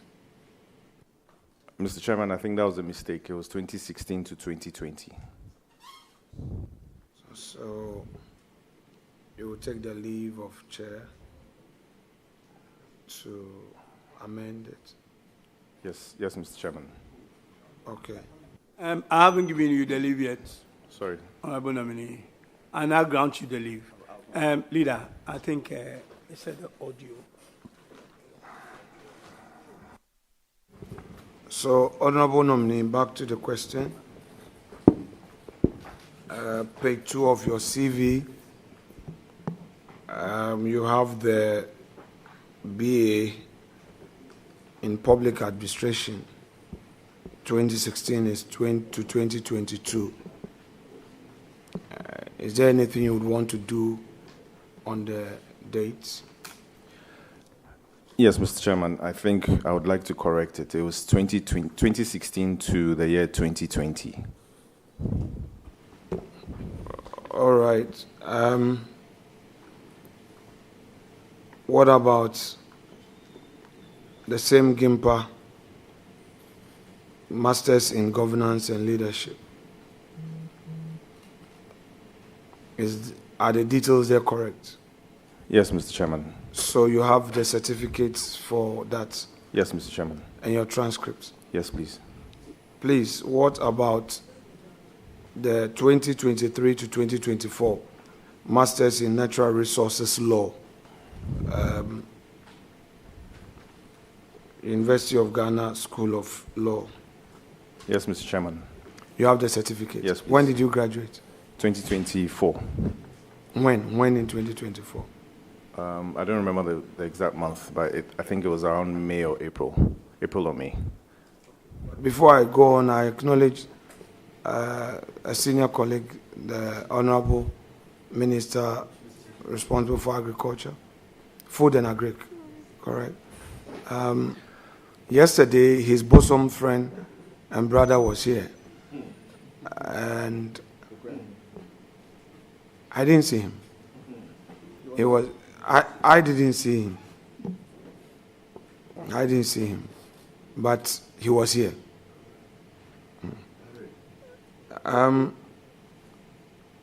You also say that you did your WASI 2000 to 2002. Is it 2 years, or explain? So there's a mistake there. It's actually SSC. So it was from 2000 to 2002. That's 3 years. So 2000. Yes. So it means that January to December, Yes, please. January to Yes, December. Please. Yes, please. So it was SSC, not WASI. So can you take the leave of chairman? Please, leave is granted. Thank you, Mr. Chairman.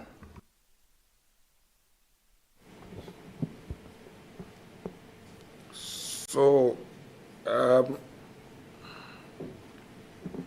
said your origin is Oti, and the hometown is Likpe Bala, correct? Yes, Mr. Chairman. That's where daddy comes from, Yes, or both? That's where my father comes from. Okay. And quite interesting. You speak English, of course, that's no doubt. You speak Fanti, that I attest to it because you speak Fanti with me. You do tree. Is your gun 50-50 or 100%? My gun is 70-30. Which of them? The Osu one or La or Gamashi gun? The Oponglo one. Kanishi? The Oponglo one.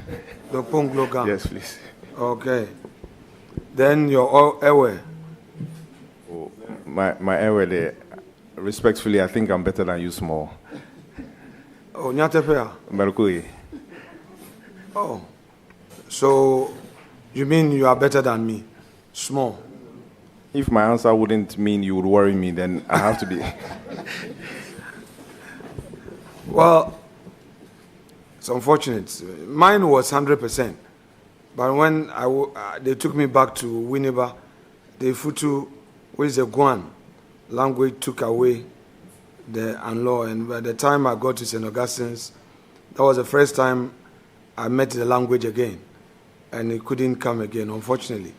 Because I lived in Chame and started my school in Chame. I lived with my grandma. Yes, and I could speak Manlo fluent. But I'm trying. I'm trying to build my capacity on that. So help me. Mr. Chairman, maybe we can take classes together. Very well. So, and then your French is also 100% or That's on pay? On pay, 20%. Enough to buy something and sell something. And D'accord. Merci beaucoup.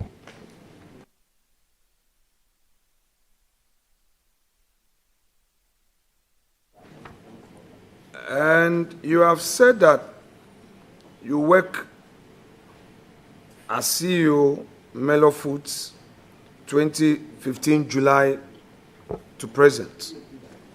And then KSD Ventures 2014 present CEO. And if I look at the scope of business, the KSD Ventures, you are talking about supply of building materials and production of ice for fresh fishmongers.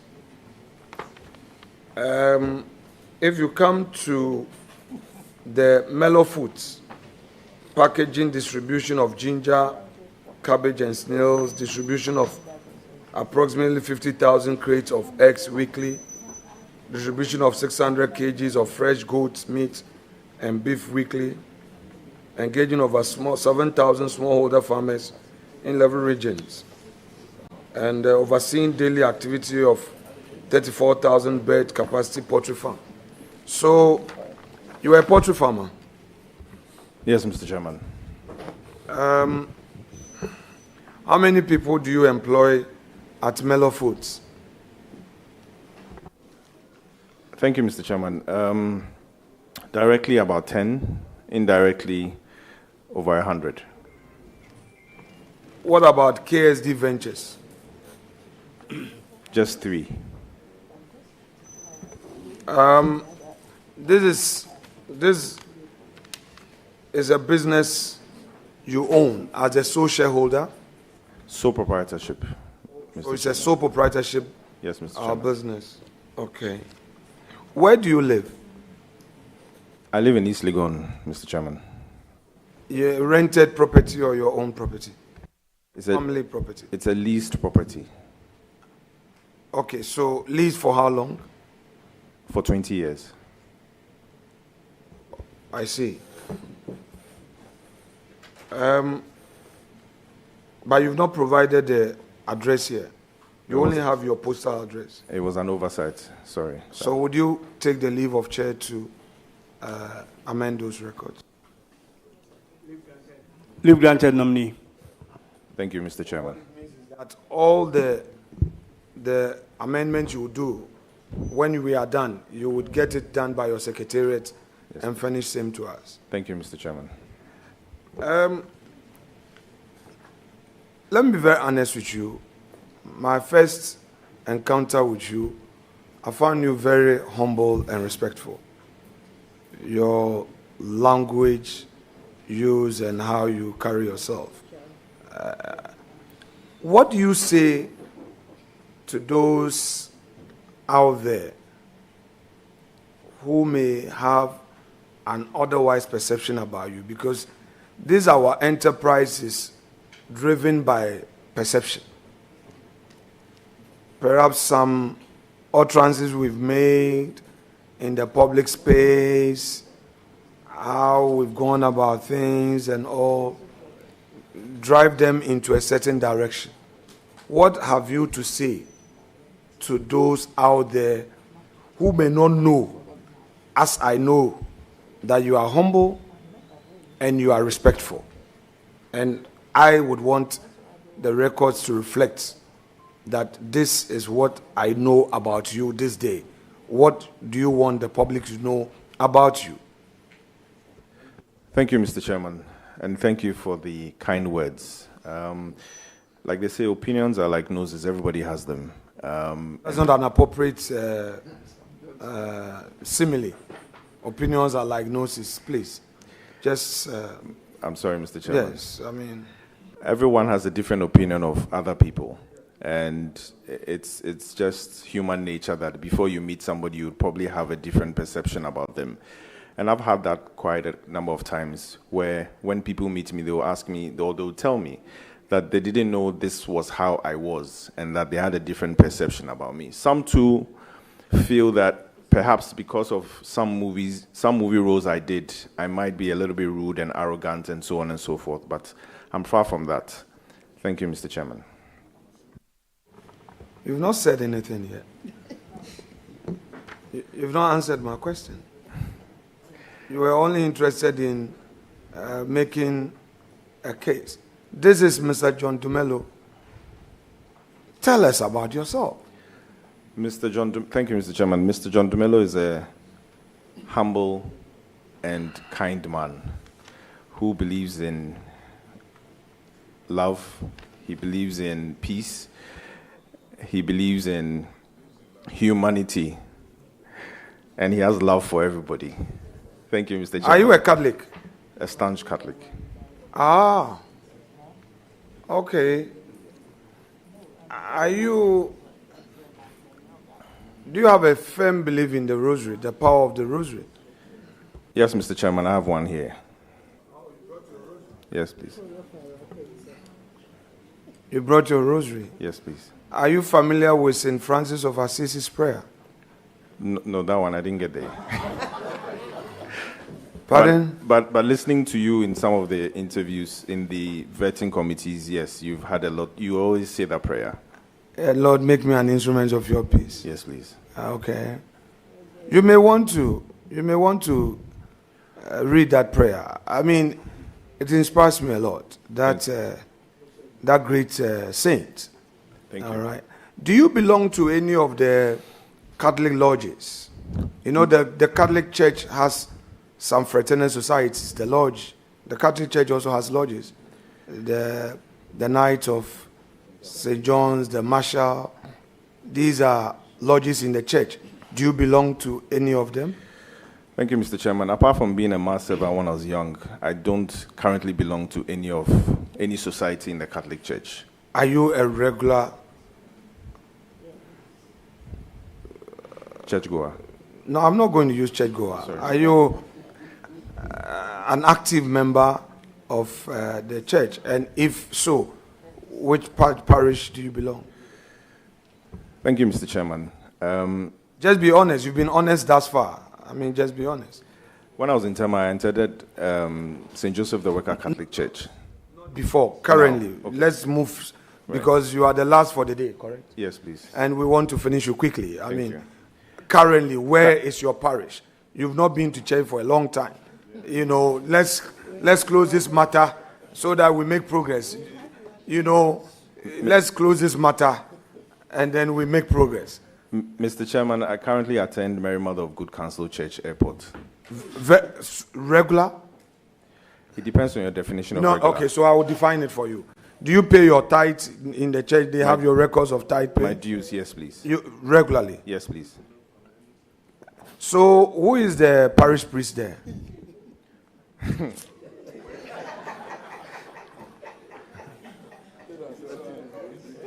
Mr. Chairman. No, John, not Gojidi. Mr. Chairman. John, Gojidi. John. Mr. Chairman. John, they just changed him. Okay. John, the one they just changed. The one who has just been transferred. Give me his name. You know, Archbishop is listening to us. He's watching, and I know many Catholic priests are watching you and I, yes, including all the troublesome Catholics. Yes. Thank you, Mr. Chairman. Mr. Chairman, as Member of Parliament of Ayawaso West Wuogon, I do attend several Catholic churches in Ayawaso West John, Wuogon. you know, you are an honest person. Yes, so far.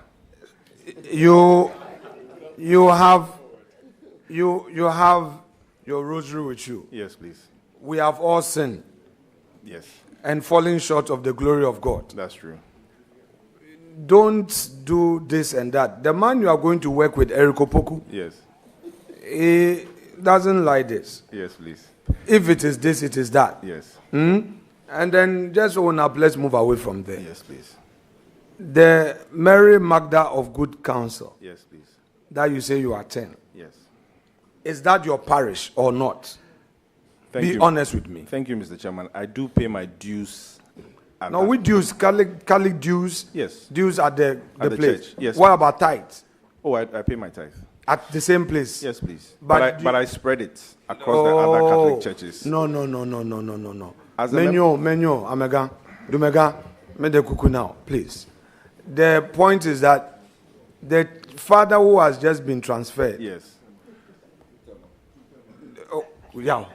Are you now his counsel at large? Do you remember the name? The one you say has been transferred? Mr. Chairman, no, please. The new one who has come, do you know his name? No, please. I've forgotten. Okay. Now, Are you familiar with the marshals, the marshallans? Are you familiar with them? Can you say a bit about the marshallans as a fraternal society in the Catholic Church? Thank you, Mr. Chairman. I am familiar with them, but I'm not familiar with their dealings. Okay. What I do know is that my father was a member of the Knights of St. John's. Okay. But apart from that, I don't know anything about them. Okay, so the Knights of St. John's, you must be a member. Though you are a Catholic, before you become a member, you have to be initiated. Yes, not any member of the Catholic Church can enter their assembly, their meetings. That's true. And then when you are entering, there's a knock to identify you as a member who has gone through the initiation process. You know that? Yes, please. And then there's a handshake, a grip, to identify you as one. Yes, please. All right. And that is not unchristian, correct? Correct, Mr. Chairman. Yes. So it's a fraternal society within the church. Correct, Mr. Chairman. All right.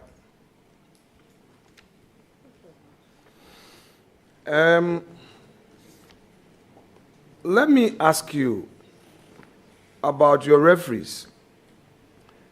You've written 2 names. How do you know the first one? Thank you, Mr. Chairman. The first one has been my friend for over 10 years, and he knows almost everything about me. The second one, too, the same. When you say the first one has been a friend, specifically what do you mean? Mr. Chairman, a very good friend.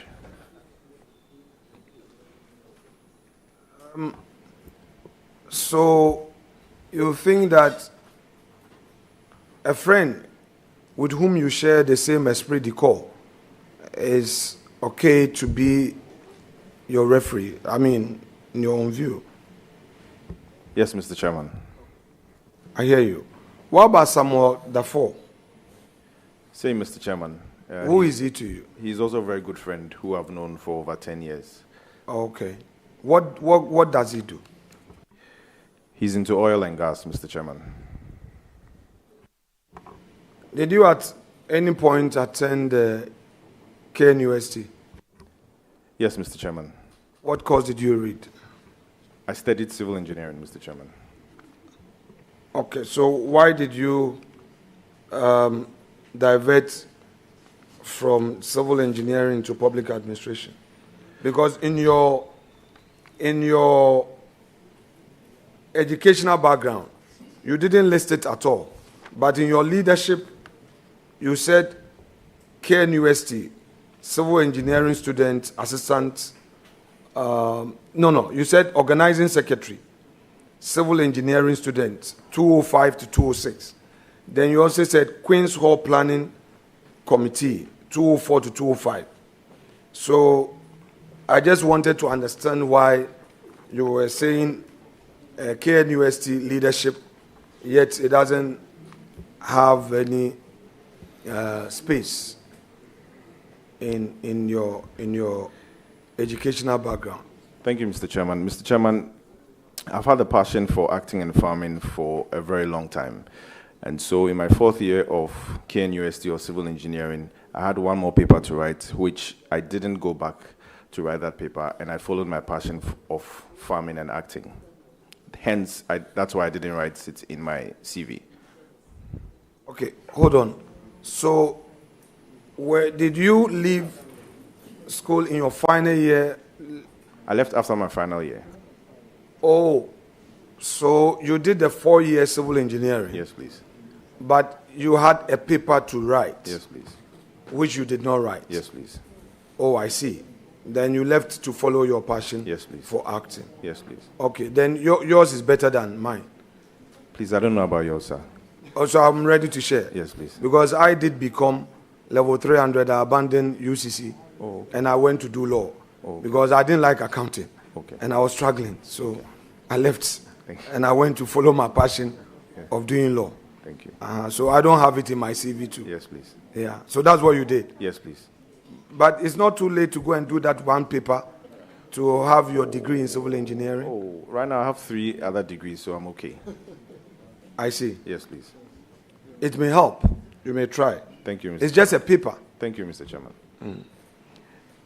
Now, you have also indicated that your second business, you supply building materials and produce ice for fresh fishmongers.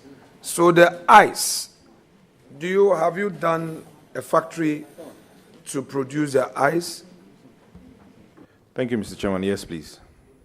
Where is that located, please? Mr. Chairman, is in East Legon. Okay. Is it at where you live? Next door. Next door? Yes, please. I see. And you've been paying your taxes for KSD Ventures? Yes, please, Mr. Chairman. So with the leave of the chair, you'll be able to furnish us with taxes paid from 2014 to date, correct? Correct, Mr. Chairman. Yes.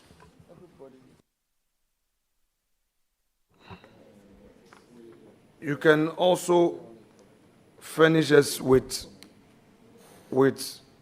your taxes paid for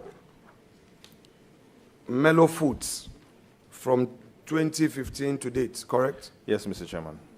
Now, you have stated your name as John Matthew Kofi Seto Dumelo.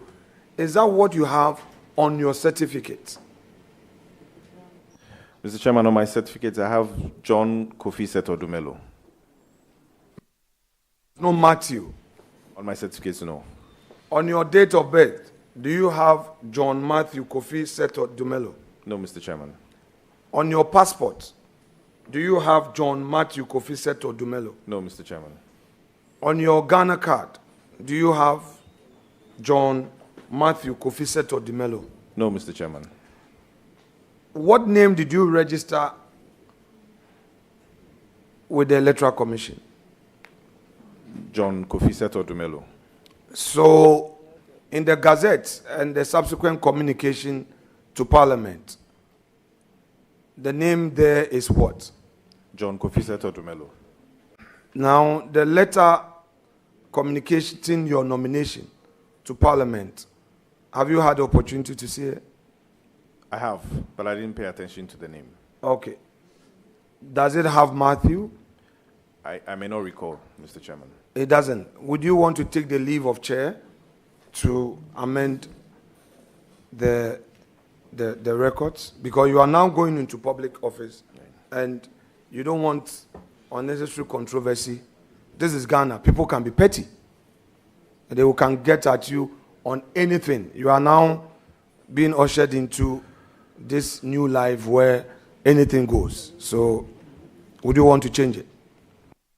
Yes, Mr. Chairman. Honorable nominee, I grant you the leave to do so, to put your official name in the right order and revert it back to the committee. Thank you. Thank you, Mr. Chairman. Thank you, Chair. Honorable nominee, I've been an entrepreneur for the better part of my life. I've had some good experiences. I'm concerned about something, and I want to ask you. You've started a nice business, sole proprietor, young man, 1984. You are not yet 40, are you? Mr. Chairman, I'm 41. 41, very well. You're at your prime age. Okay. And you are doing well. Going into public service, how do you expect this business to survive? Sole proprietorship. Thank you, Mr. Chairman. Mr. Chairman, I've handed all the operations to a new person who is now going to run it henceforth. Thank you. Honorable nominee,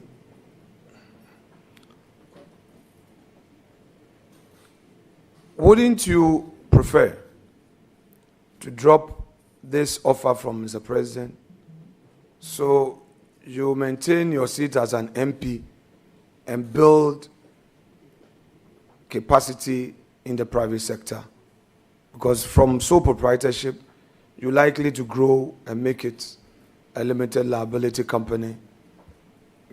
With the promises in your party's manifesto for agriculture, you can tap into it and expand your business and employ more. Don't you think that is a better option? Then later on in life, you come into public service, the executive arm of public service. What do you think? I disagree with you, Mr. Chairman. Basis of your disagreement? Mr. Chairman, because it's always a privilege to be called upon by the President of the Republic of Ghana to serve in a capacity. And in this capacity is the Deputy Agric Minister-Designate. And I want to do that and do that diligently. Thank you. What do you bring on board? What do you bring on board? Because you are going to meet an astute politician, very knowledgeable. And in fact, if you check Hansard, this is a man to be feared. He argues with facts. And he's not a man to dilly-dally with. To complement him, you must definitely have something on board. What do you bring on board? The country would want to know. Thank you, Mr. Chairman. Already I fear him. But I'm happy you don't fear me. If you asked about you, I would have answered whether I fear you or not. So no, I don't want you to ask about me. You go ahead and answer.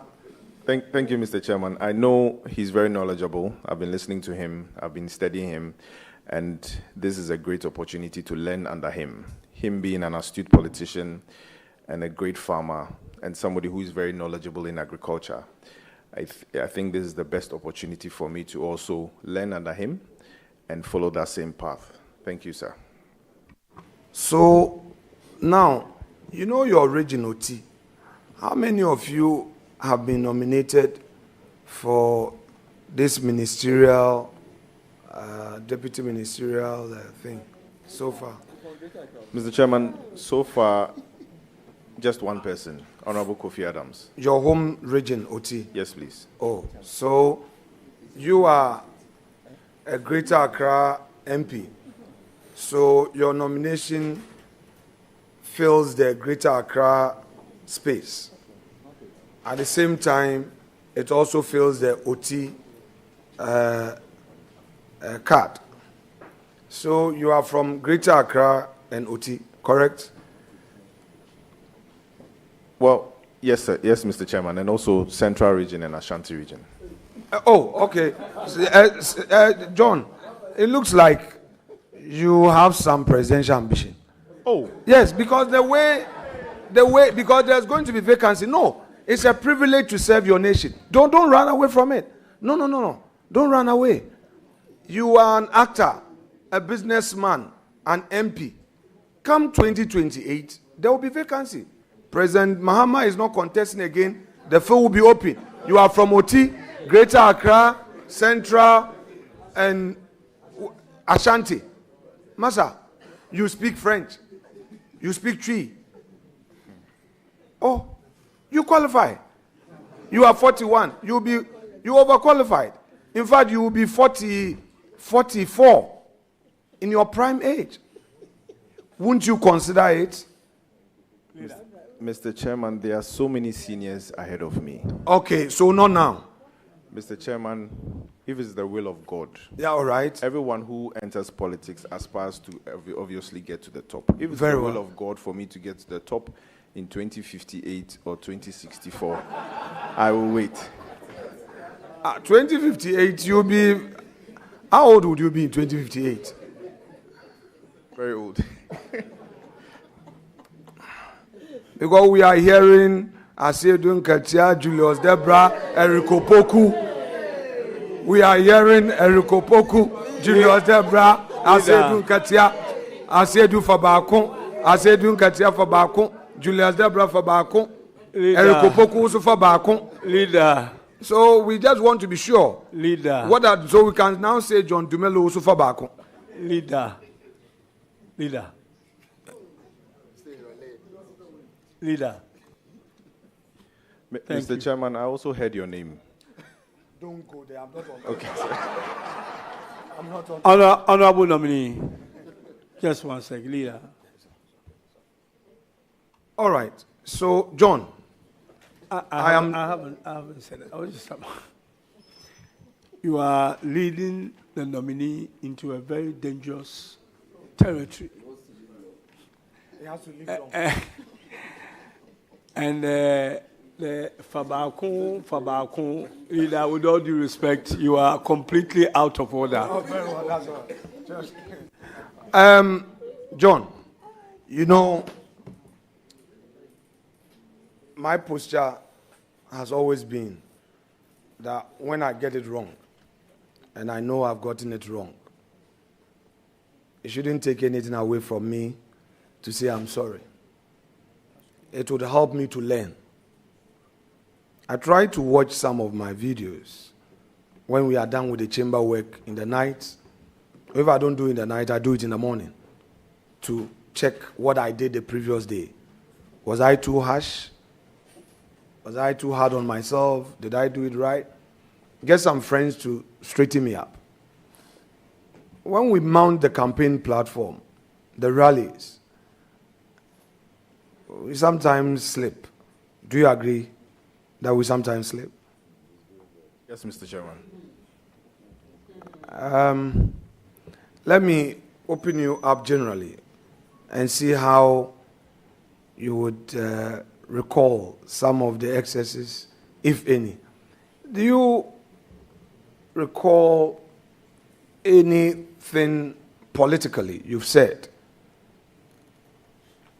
that with the benefit of hindsight you say, oh, I shouldn't have said it this way, particularly so against your opponent, the former member of parliament? Yes, Mr. Chairman, I remember. What have you to tell her? Mr. Chairman, the words I used, I apologized accordingly the day after. Okay. But they are not on social media. Mr. Chairman, it's on social media. No, I mean your apology as well. It is, Mr. Chairman. Oh, well done. Thank you. Do you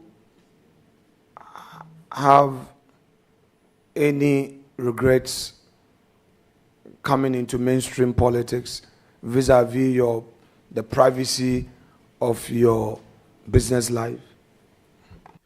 Mr. Chairman, no, please. I don't have any regrets.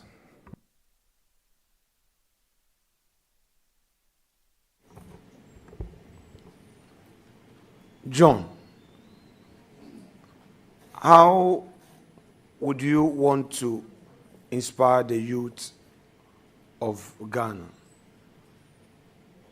Particularly so, you coming from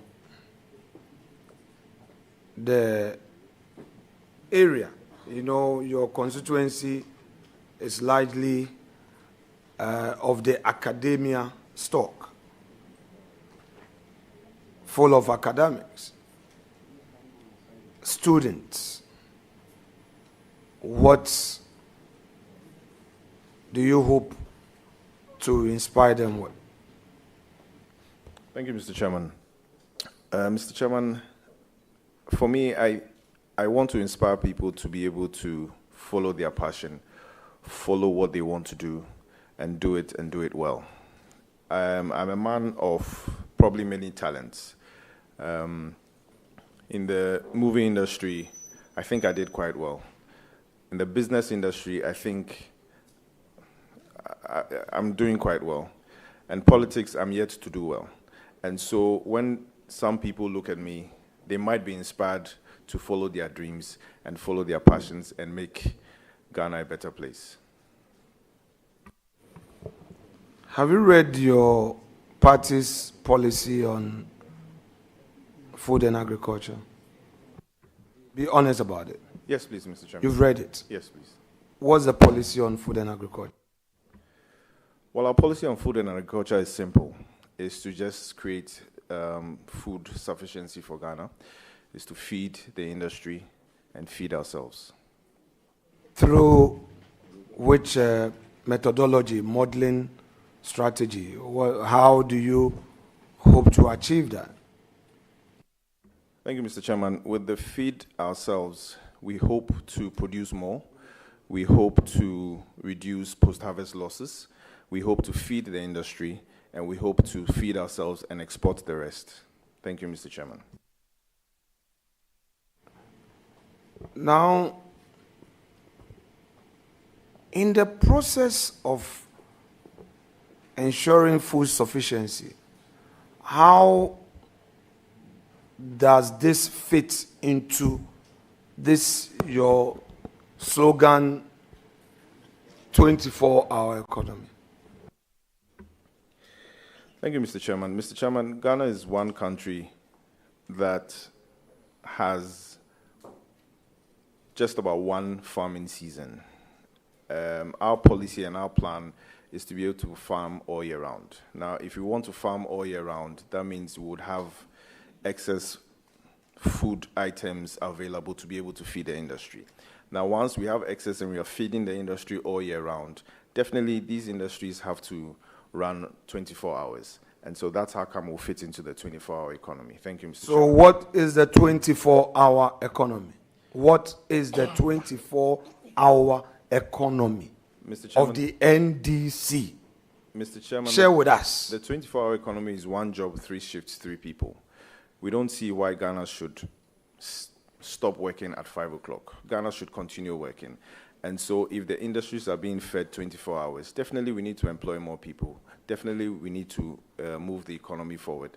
And so that is the 24-hour economy. Which sectors are you going to focus on? Sorry, which sectors of the economy are you going to focus on? Economy? Yes. Almost all sectors, sir. Okay. No. The nation is listening to you. Yes, please. Yeah. So almost all the sectors. Yes, please. Oh, I see. Right. Those that deem it fit to be under the 24-hour economy. Okay, so there's going to be a modeling program to allow people to fit into it. There's going to be a certain framework, correct? Yes, Mr. Chairman. When is that framework to be expected? Because you were sworn into office 7 January. Today is 25th of February. Yes, Mr. Chairman. When should we expect this framework? Mr. Chairman, the budget is yet to be read, and I'm sure when it's read, the clear guidelines will be outlined there.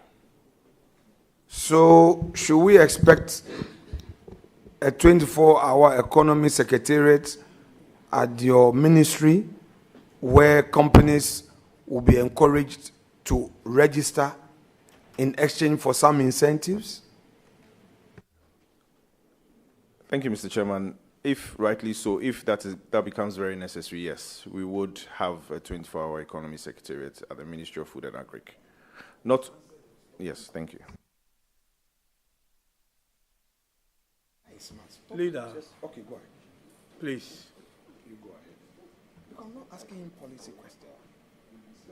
I said earlier and you are pretty much a smart guy yourself, and you are aware of this. The nominee is here as a deputy minister designate for the minister. He is not a policy maker. So let's stay away. My advice to you, as my brother, as you do advise me, is that let's stay away from policy issues. Thank you very much, Leader. Please, you can continue.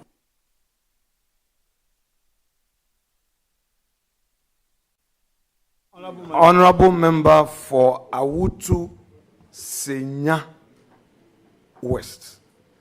The honorable member is on oath. He is on oath. And all convo must cease.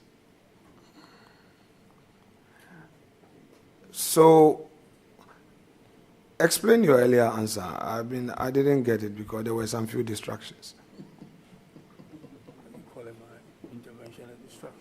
No, not you. Hey, it's not possible. Mr. Chairman, please, to which of the questions? My last question. About how it will fit into? Whether in the modeling, Yes. the framework, there's going to be a desk, a secretariat at the Ministry of Agriculture for those companies, those entities in that sector to apply and to have some incentives as entities under your 24-hour economy. Mr. Chairman, in consultation with my boss, if it deems fit, yes, we might set up a desk. Wait. In consultation with your boss, yes, please. You are going to do what? I want to understand, because we are recording you. Yes, Mr. Chairman. You know, it's not enough to be on the rally grounds talking 24-hour economy, 24-hour, to get the youth to vote for you. We are recording, so tell us, 24-hour economy, what in consultation with your minister, tell us what you are going to do. Mr. Chairman? Yes. In consultation with my boss, if it so pleases the ministry, we will set up a desk. If it becomes so necessary, if it doesn't please the ministry, if it becomes we should forget about, if it doesn't become necessary, we should forget about the 24-hour economy upon which you mounted your campaign and won the 2024 elections, correct? Correct, if it becomes necessary, sir. So it may not be necessary to set it up. And it can be necessary, sir. Okay, we've taken note. Now, are you aware, and I expect you to be aware because you are dealing in poultry, are you aware that inputs, particularly insecticides, fertilizers, do not enjoy exemption anymore, that the agro industry has to pay for duties on them? Yes, please, Mr. Chairman.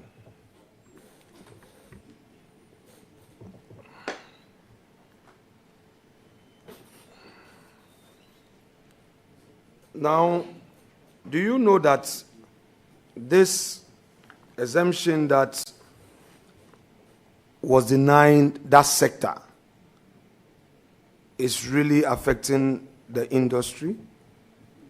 Because you are a member of that industry. Yes, Mr. Chairman. Once again, one of our slogans was resetting Ghana. And so if it deems fit for us to be able to implement those exemptions now, we will. Because we want to grow Ghana and we want to make Ghana move forward in the right direction. So you would want to suggest to your minister to bring back the exemptions so that those in the agro industry will enjoy that incentive to make it cheaper for the agro sector. Mr. Chairman, in consultation with my boss, if it becomes necessary, yes. I'm just reminding you that your party was against tax exemption.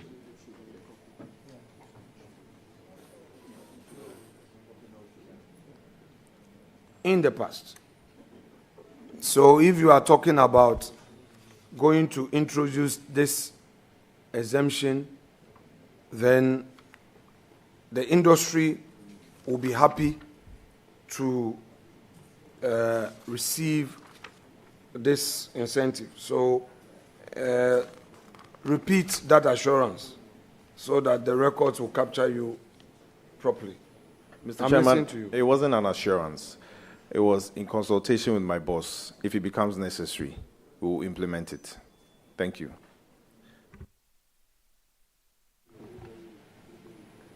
How long have you been a member of the NDC? Mr. Chairman, since 2008. Prior to this, were you into politics, MPP? Mr. Chairman, please, are you asking me if I was ever a member of the MPP? No, I only stated MPP as an example. I'm saying prior to this, were you into politics, like, say, being an MPP member or CPP? No, Mr. Chairman. Just decided to take away our seat, which has been our safe seat all these years. John. Mr. Chairman, I worked hard for it, sir. Menyolo. Madakuku. Now, what should your people in Likpe expect from you as you are going into this ministry? You know, the Oti region, you're so endowed with agro potential. People, the farmers, predominantly farmers, now they've seen that one of their own is going into the ministry. What should the region expect? Oti region. The farmers are listening to you. John Dumelo, the gentle, honest, humble politician. What should they expect from you? Thank you, Mr. Chairman. Mr. Chairman, respectfully, I wouldn't be a Deputy Minister of Agric just for Oti region. I'll be a Deputy Minister of Agric for the whole of Ghana. And there are farmers scattered all across. And so each region and its peculiar needs and wants in terms of agriculture. And so with Oti region, of course, I'm into ginger. They do a lot of ginger. I'll make sure that I support the farmers there. In Volta region, they do a lot of rice. I'll support the farmers there. In the north, they do a lot of tomatoes and onions. I'll support them. I'm supporting all the farmers generally, not just Oti region. Thank you.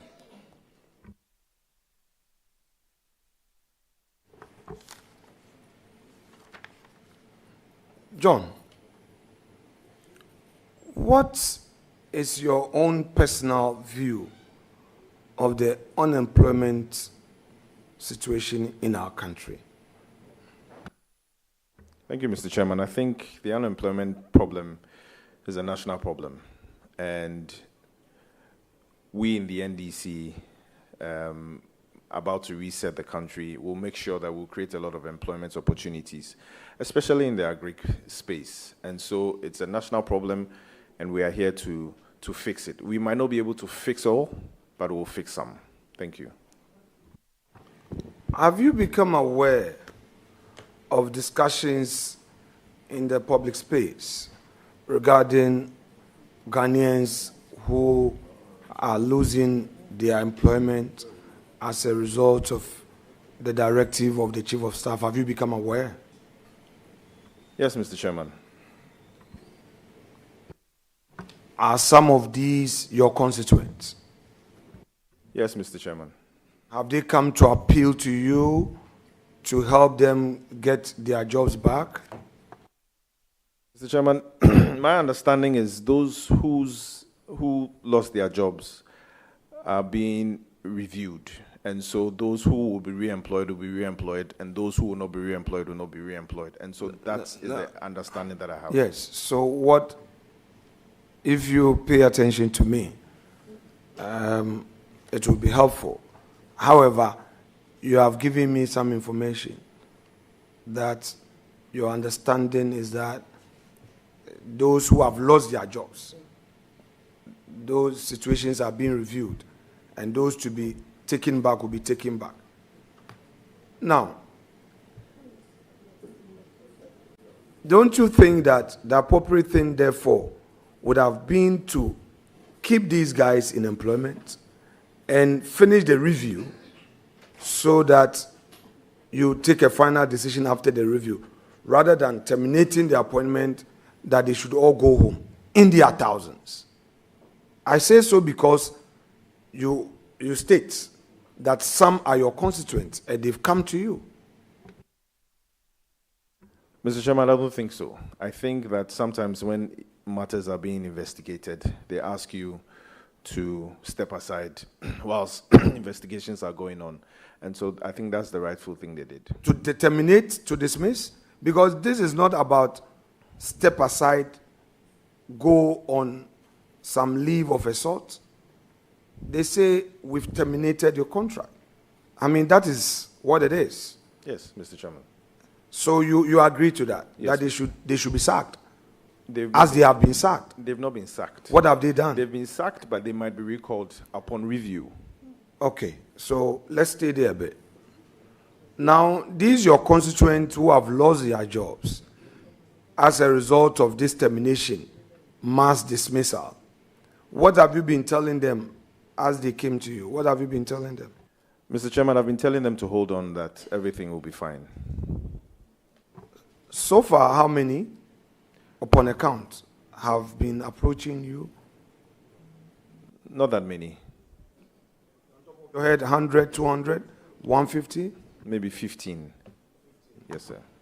Are you aware that the Ministry of Health, Ghana Health Service, that had a lot of nurses posted to rural communities, all of these Ghanaians have been sent home in the name of this review, sacked, and people are suffering at the countryside, in the hinterland.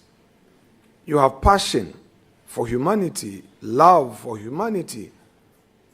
Do you think that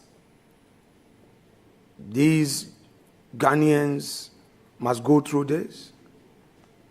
Especially those who are not getting healthcare support because the nurses have been fired. And even the schools, that teachers have been fired. And these students in rural communities do not have access to quality teaching. Mr. Chairman, like I stated earlier on, the appointments will be reviewed and those who will be re-employed will be re-employed. The nation should expect that whatever review would be fair and not based on partisan consideration. I believe so, Mr. Chairman. Now, on your GRA tax certificate, you furnished us with your tax certificate. Earlier in the vetting, you told me that you have your taxes paid up to date for both companies. But in your tax certificate, the personal income tax, PIT, we only have your assessment for 2023. And the Commissioner General tells us that 2024 is nil. Why haven't you filed your 2024 taxes? Mr. Chairman, I think with that I would have to confer with my tax expert to find out why that is so. Because it's quite, I find it very curious, because without filing for 2024, you couldn't have registered. I don't want to trigger any by-election. Anyway, so can you take the leave of chair to get into this and revert to us at least before we do your report? Granted. Nominee. Thank you, Mr. Chairman. Chairman, at least for the record, let the prayer be made by him. Honorable nominee, please go ahead. Please, which prayer?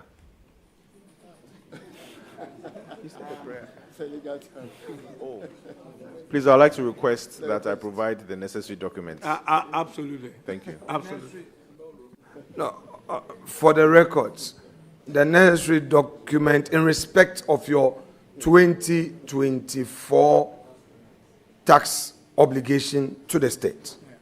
So make that prayer. Mr. Chairman, I pledge to provide all the necessary documents with reference to the 2024 tax obligations. Now, I also note that on your tax clearance, your declaration for 23 is only in respect of KSD Ventures. So the application you made was in reference to KSD Ventures. So do I take it that it's a composite application for all the entities you own? I believe so, Mr. Chairman. Very well. Now, this sector, agric, food and agriculture, how do you hope to inspire the youth to get into agriculture? Vis-a-vis incentives to be available. Those who are distracting the nominee, you are close to him, the convo, because I see him paying attention. We don't want him to say, repeat. Please silence on that wing so that the nominee can focus.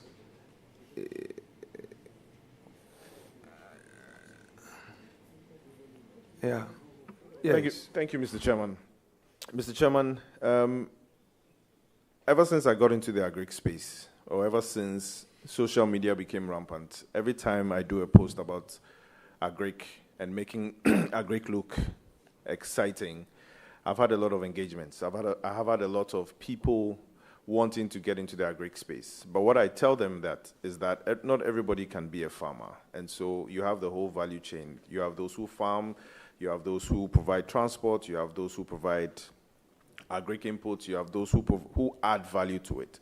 And I feel and I believe that ever since I made it very public that I'm into farming, a lot more young people have gotten into agriculture, which is a good thing. Because if you look at the average age of farmers in Ghana, we are talking of over 50, 55 years, which is bad. And so we need more people to get into agriculture. We need more people to drive the agricultural bus. Thank you, Mr. Chairman. Do you agree with me that capital is a critical challenge when it comes to agriculture? The young men and women that you want to inspire to get into agriculture, get into farming, especially the graduates, people who are done with uni and moving to office with CVs, that you would want to encourage to get into agriculture. One of their worries will be capital, money, funding. How do you hope to address this? Thank you, Mr. Chairman. Mr. Chairman, in all my engagements across the country when I'm speaking to the youth, I tell them to always start small, and they shouldn't look at the bigger picture. They should look at the bigger picture, but they should always start small. And so if your dream is to have 1,000 cattle, you can start with 1 or 2. If your dream is to have 2,000 goats, just start with 1 or 2. If your dream is to make or add value to whatever it is you're producing, just start with something small and grow with the business. And so, yes, I do tell them that you should start small, because most of the time, when you start big and you don't have the experience, you're likely to crash. Thank you, Mr. Chairman. So from the NDC's manifesto, particularly your policy on food and agriculture, should the Ghanaian youth be assured that you are going to provide capital as an incentive to support them into agriculture? Thank you, Mr. Chairman. Not just capital, but we are focusing more on giving you items to start with, like the Nkukon Kitinkiti project. And so with the Nkukon Kitinkiti project, we are giving you day-old chicks, we are giving you some farm input, we are giving you cages for you to grow with the business.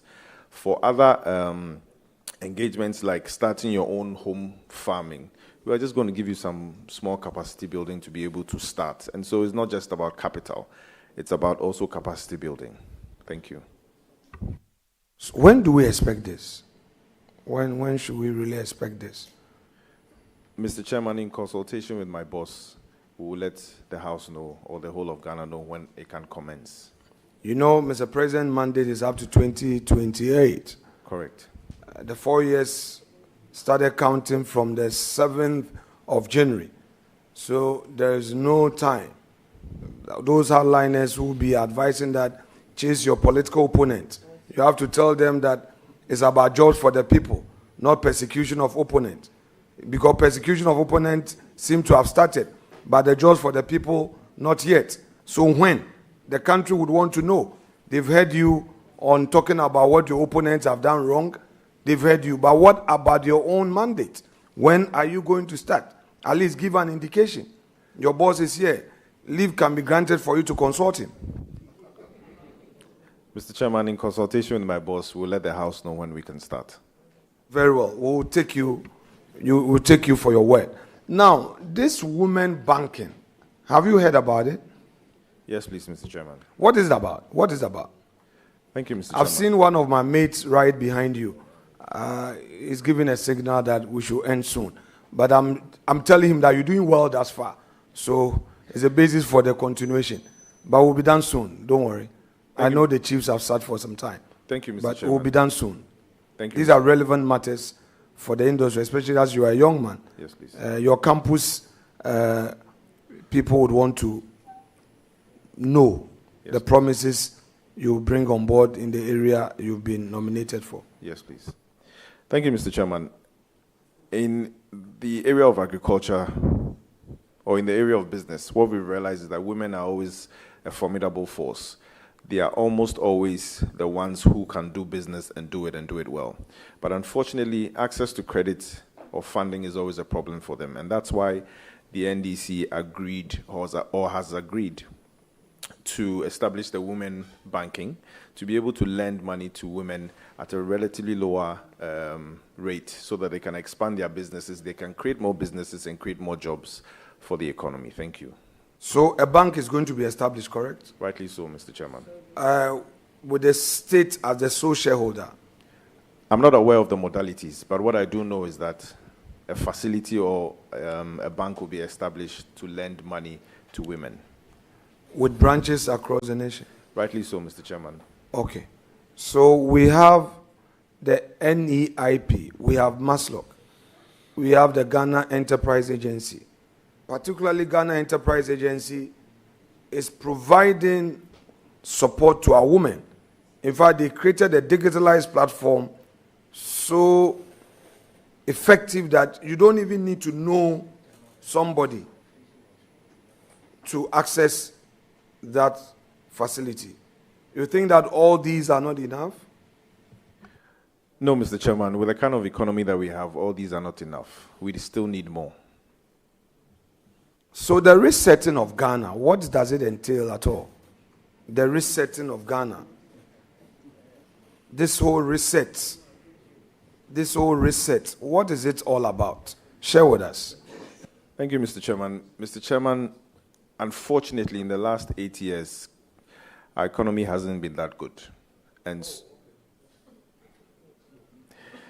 hasn't been that good. Hence, the need to reset Ghana. Hence the need to reset Ghana in all aspects of the economy.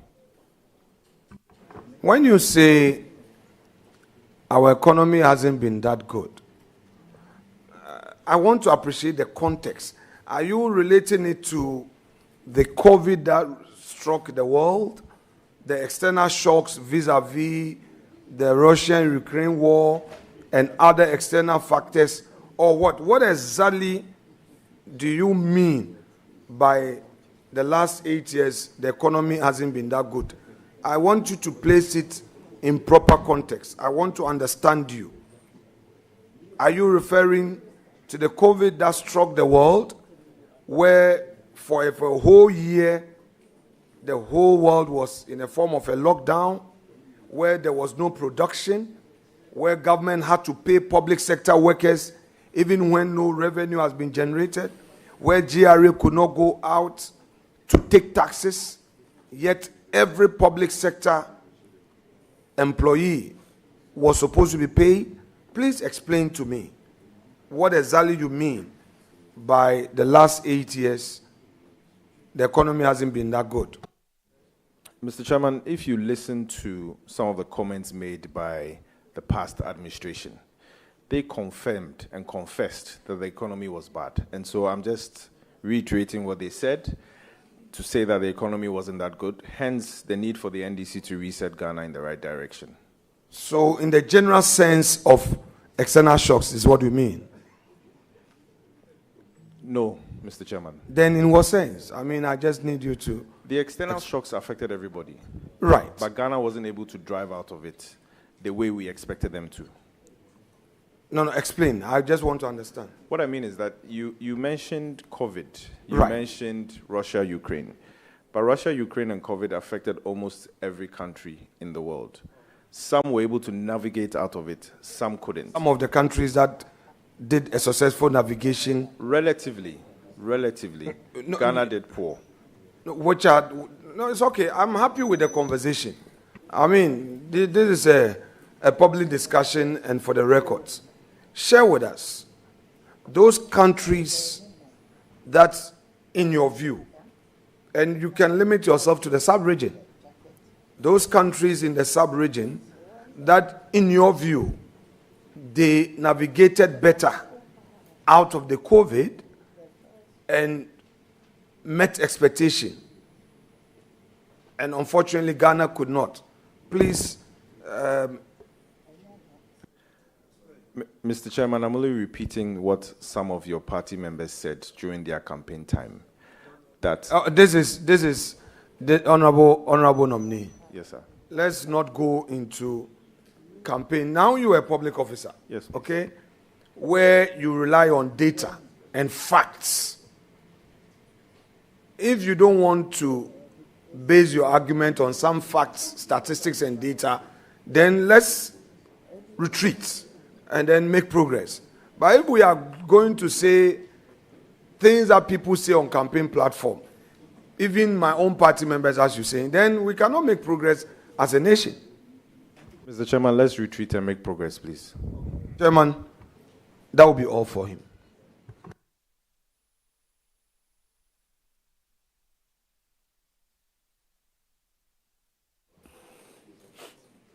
Thank you very much, Leader. I will try and end proceedings very soon. But I want to take you back, and I hope members will permit me. I want to take you back to the economy. Since Leader raised the economy issue. I want to know how you are going to help your minister in trying to resolve the food inflation situation that we have in this country and we've had for the last 8 years. If you look at the inflation numbers, and this is a fact, if you look at the components of inflation that is described as food inflation, it's been the chunk of the inflation numbers that we've had for the last 8 years. When we got to the dizzy height of inflation, and that is in 2022, when inflation was hovering around 54%, the biggest component of that inflation was food inflation. Today, as inflation is coming down, and it's not down enough, again, the biggest chunk of that inflation is food inflation. What that clearly tells you, and economists or whoever, statisticians or whoever you engage will tell you, is that we are not providing sufficient food for ourselves. Here, I'm segregating the inflation, the food inflation, to domestic food and food that comes from outside. And they are both affected by inflation. But the chunk of that inflation, that is food inflation, is also a domestic food inflation, which clearly tells you that as a country, we have food insecurity. We are not, that is for the last 8 years. The government has just come in. So they will have nothing to do with food insecurity at this stage. So for the last 8 years, and this is, you may address yourself as the budget is coming very soon. With the budget for the last 8 years, which we have here in Parliament, and you will notice that food inflation has persistently been high for the last 8 years. I will add this so I don't make it two separate questions. Now, you move away from inflation, which is to do with the economy, into growth, which is also to do with the economy. You will also realize that the growth of Ghana's economy, if you break it down, the food inflation has been declining for the last 8 years. Even now, that growth is going up. When you look at the curve, the food component of the growth. Chairman, you have had 2 hours to make progress. I'm using 10 minutes to make my progress. So, I just want to find out from you, since we have this serious challenge with inflation in terms of food inflation and with growth in terms of food insecurity, can you assure us that you will support your minister, who I know is very passionate with food inflation, to help us reduce the inflation component that is to do with food? And I mean domestic food, food grown in Ghana, not imported food. Thank you. Yes, Mr. Chairman, I would support my minister to do that. Thank you.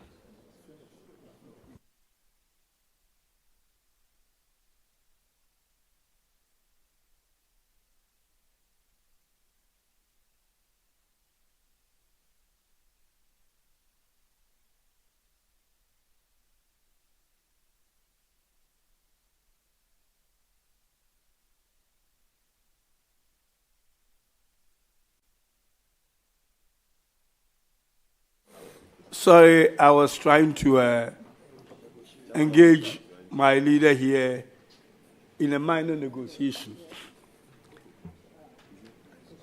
And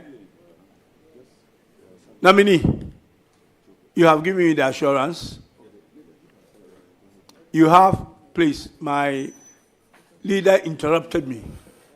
So can you give your answer again, if you don't mind? Yes, please. I've given the assurance together with my boss, the substantive minister. Thank you very much. I don't know whether to call this an ambush or not, but no.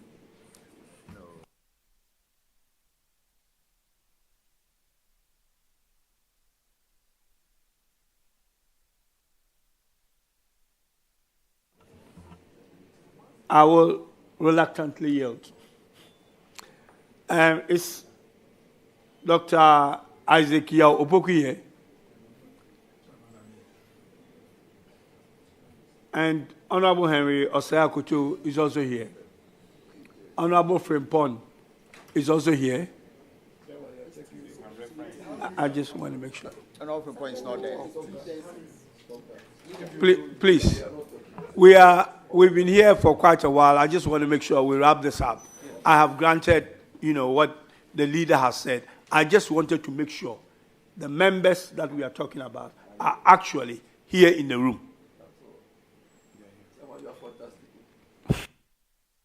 Okay, I will start with Dr. Isaac Yao Opoku. You have the floor. Thank you very much, Chairman. Chairman, how many questions am I entitled to? 3? Yes, 3. Okay. Yes, Mr. Nominee, Congratulations. Thank you. My first question, I hope you are familiar with cocoa. My first question, there are disturbing reports that some farmers are giving their cocoa farms out to illegal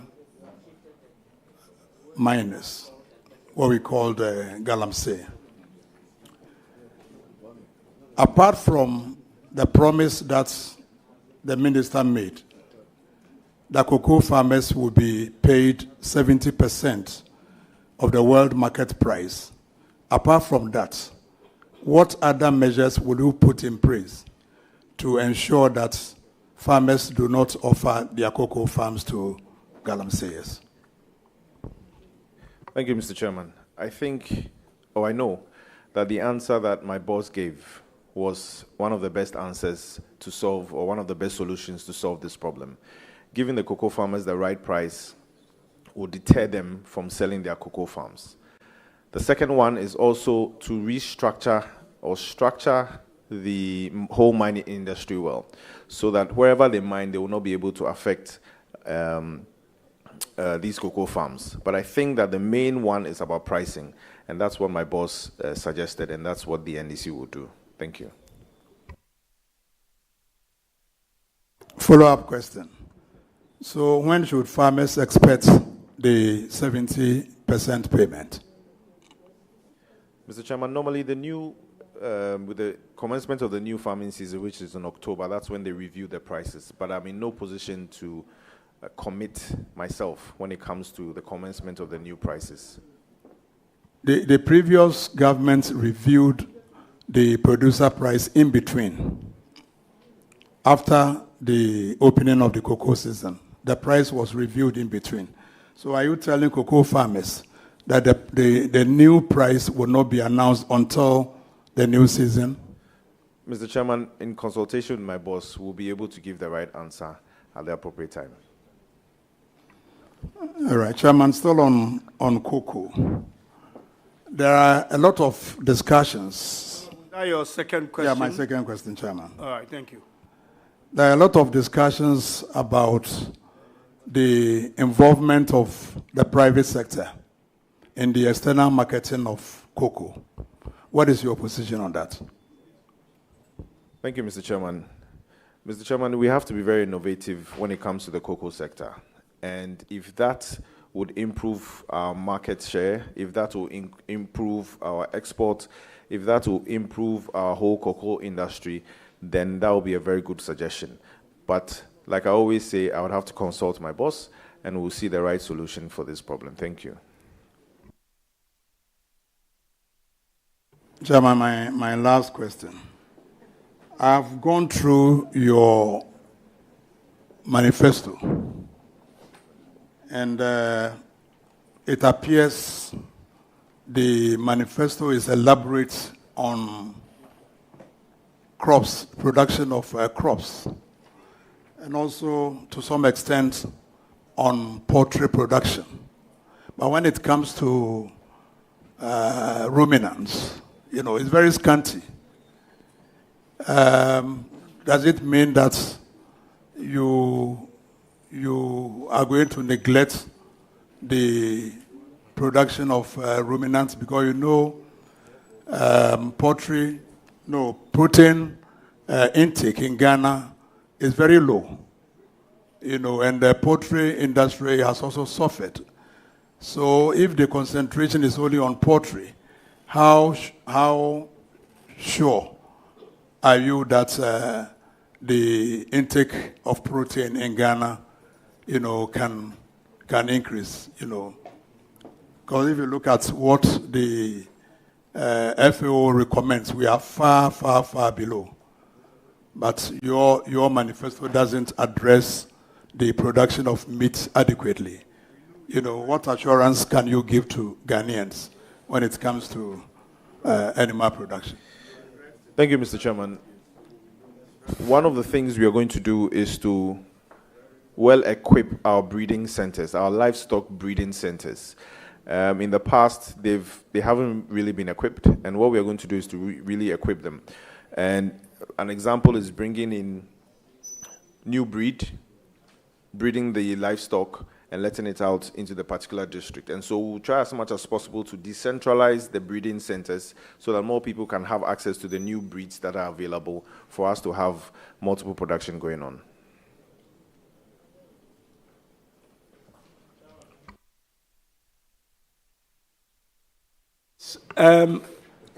I think I'm going to move on to Honorable Osei Akoto. He's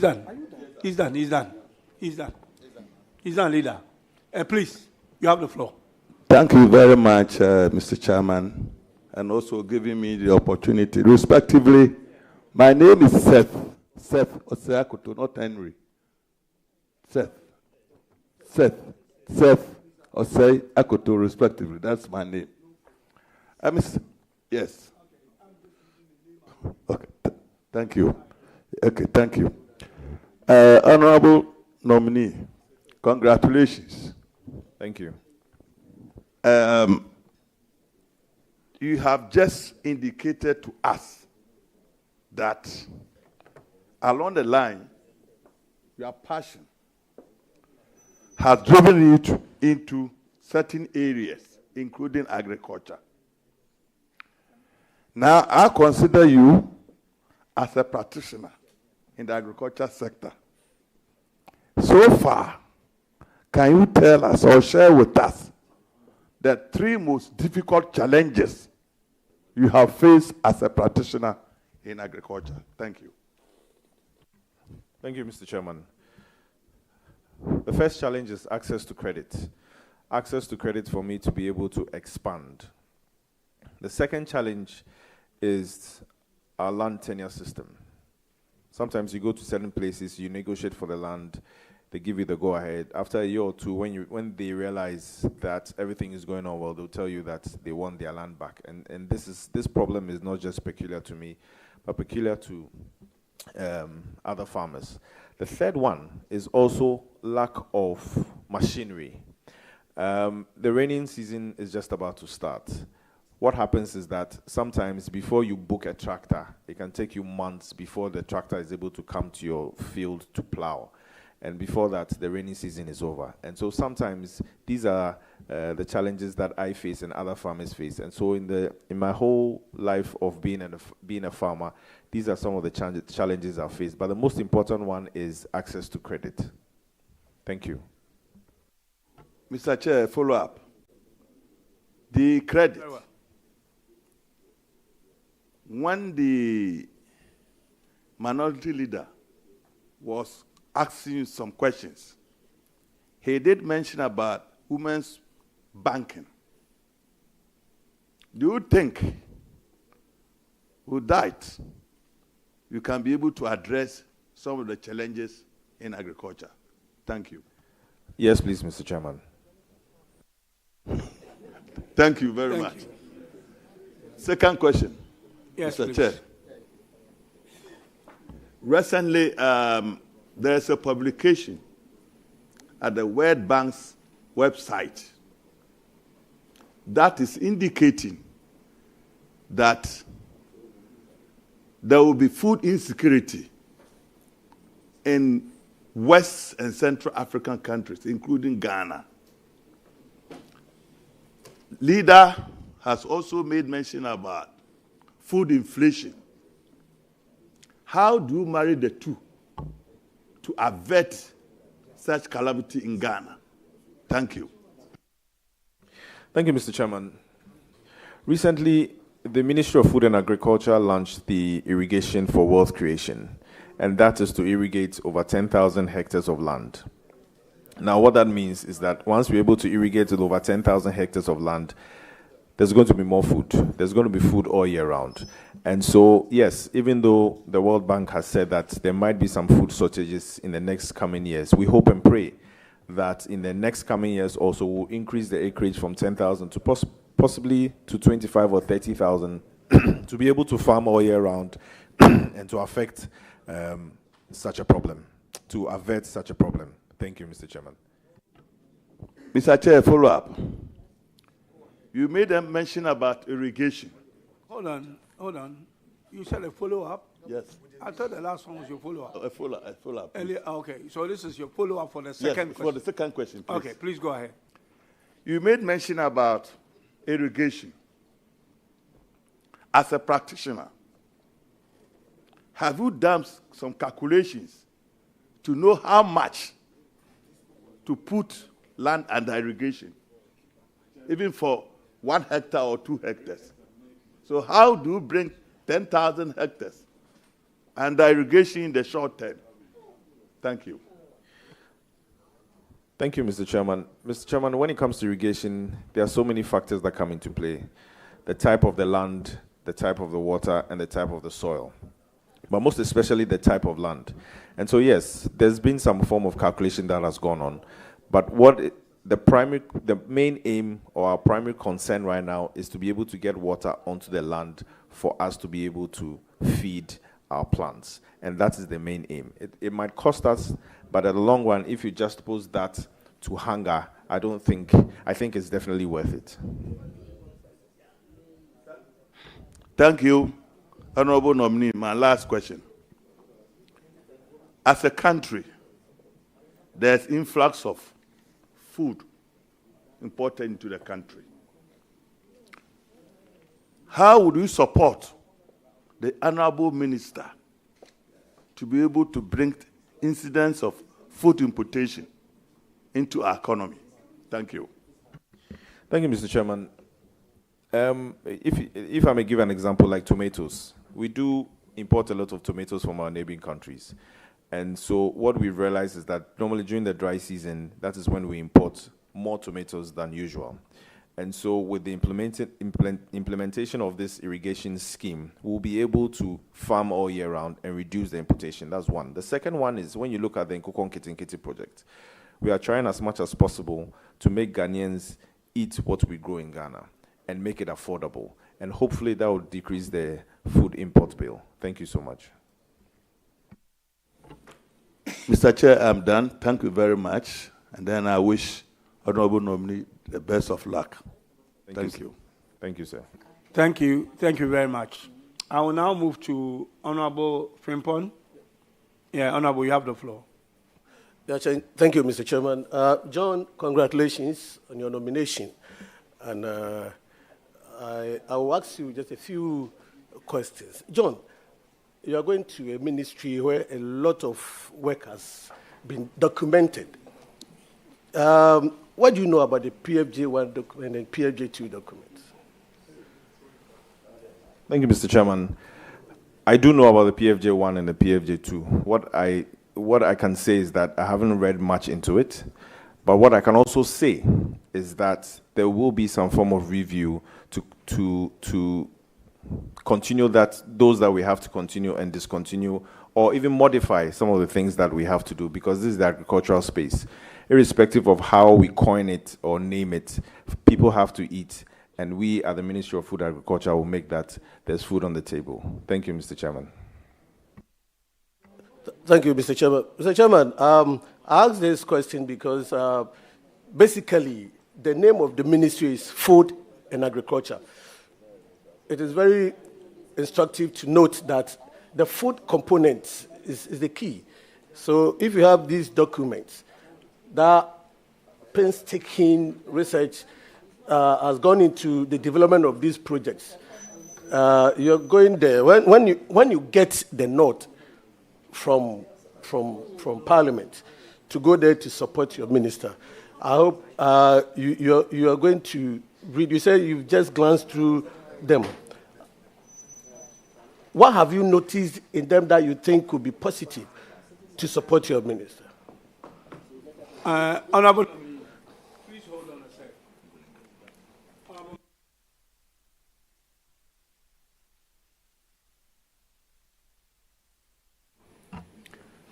The nominee is a deputy minister designate to the substantive minister. He is not here to answer policy questions, so please don't ask him one. And, Mr. Nominee, you are also not to answer policy questions, because that's not what you are here for. Thank you, sir. Thank you. Mr. Chairman, this benevolent dictatorship, but I don't think I would take it, Mr. Chairman. No, Mr. Chairman. I am far from a dictator. No. But I'm just guiding you. Please go ahead and ask your question. Mr. Chairman, but if you say I should not ask any political... I said any question that is a policy question is not what we are here for. Oh, Mr. Chairman. And therefore, I'm guiding you.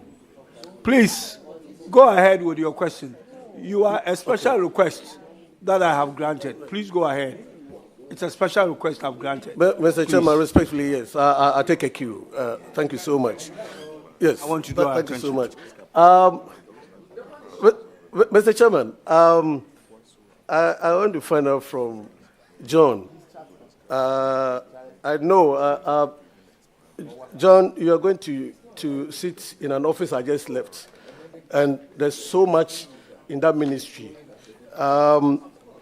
You are aware of, you just mentioned in one of the answers about food security and all that.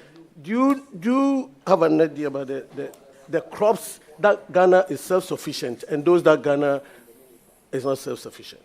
Thank you, Mr. Chairman. With self-sufficiency, I would mention maize, I would mention yam, I would mention plantain. These are just a few items that we are self-sufficient in. The self-insufficient, I would mention rice. Can we have one Burton and one meeting, please? Please, For the... Please. It's becoming quite noisy. We've been here for a while.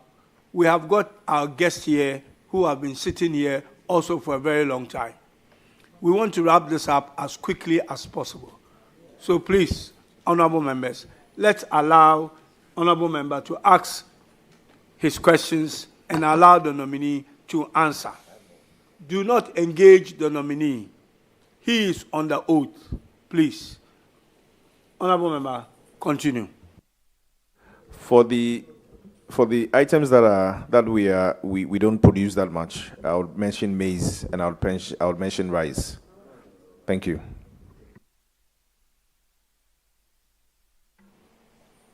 I just want to correct something he just said because he mentioned maize as one of those that you are self-sufficient. Go ahead. Go ahead. But you just also mentioned that you mentioned maize as one of the crops that you are not self-sufficient in. That's contradictory. So you better correct yourself. Okay. So. John, you know this phenomenon of climate change affecting agriculture seriously. Your second question, I presume. Yeah, this is the second question. Thank you. And then just supposing down food crop production. What are some of the recommendations you give to your minister when giving the nod for us to circumvent the drudgery of climate change in food production? Thank you. Thank you, Mr. Chairman. When it comes to climate change, yes, it has an effect on agriculture. Quite recently, in recent times, you have excessive flooding, you have excessive drought, and so on and so forth. And this obviously has affected our food production. And so with the excessive drought, some of the solutions will be the irrigation scheme that we talked about. With the excessive floods, what we can do is to plant more trees to be able to be a shield when it comes to irrigation. And so these are some of the few things that we can do, and I'll suggest to my minister about how to tackle climate change. The last one will also be to grow food that are resistant, or have seeds that are resistant to some of these droughts, or some of these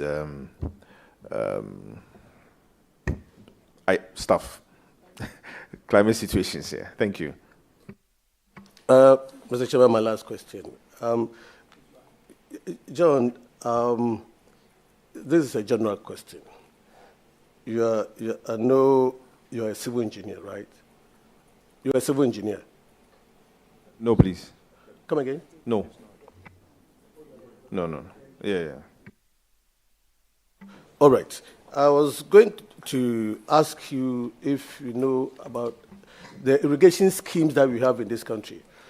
Do you have an idea how many irrigation schemes you have in this country? Thank you, Mr. Chairman. Yes, we do have approximately 223 irrigation schemes in this country, out of which 189 are functional in this country. The largest one is the Pond irrigation scheme, which covers over 3,000 hectares. The second largest is the Tono one, which covers about 2,400 hectares of land. Chairman, I'm done. John, congrats once again. Thank you and so I much. wish you well in the ministry. Thank you so much, sir. You, honorable member, this, before you go on, leader, this is a special dispensation that we have, honestly, concluded the meeting with the last names given to me by the honorable minority leader. I am inviting you to come in because Honorable Patricia says that she's yielded her question twice, actually. One in the leader's. When was that? Leader. So please go ahead. Chairman, thank you, but it must not be on our record that it is a favor being done me. Per our standing orders, I am properly in place as a leader of this house to participate and ask questions. It's by right. And then...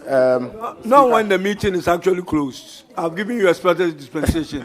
Please. Thank you, Chairman. Mr. or Honorable Dumelo, I congratulate you. Chairman, he is my classmate. We study masters together at Jimpa, governance and leadership. So when it comes to his ability, I don't doubt it because we have studied together. Except that in 2019 and prior to the 2024 election, have you ever described your opponent as a bloodily widow?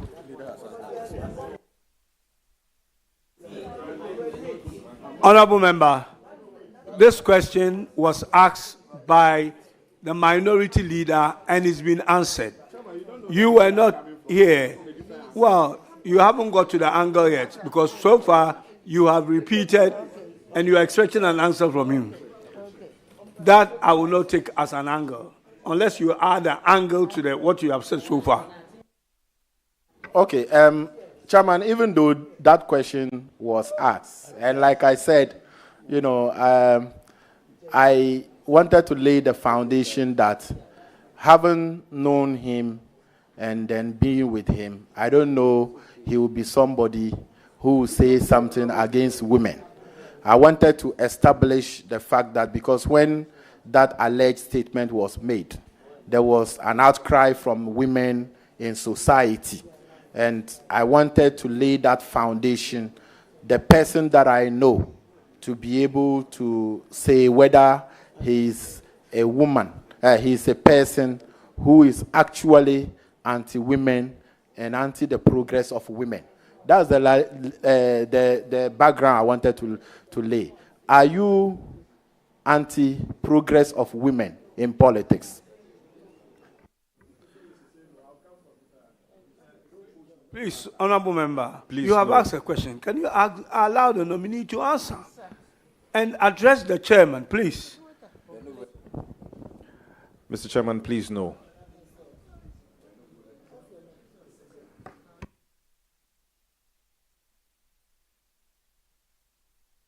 Please go ahead and answer, honorable nominee. Mr. Chairman, please no. So now I'll bring you back to when we were studying together.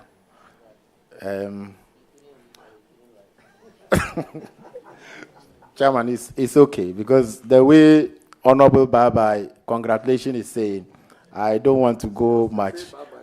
She wants me to say bye-bye and congratulations, but I wouldn't say that, except to say that, or to add, that if you go to the ministry, try to assist your minister. The ministry is a very, it's big, it's huge, and you should not try to jump the gun. And also note that when you go to the ministry, you are not in your movie industry as you are. Try to be as serious as you can, so that you can be able to assist your minister to succeed. I thank you, Mr. Chairman, and I congratulate the nominee. Thank you very much, honorable members, that we have exhausted all the questions that we have this evening. I will proceed to acknowledge.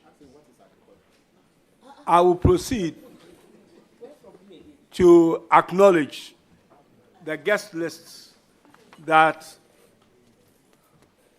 I'm holding.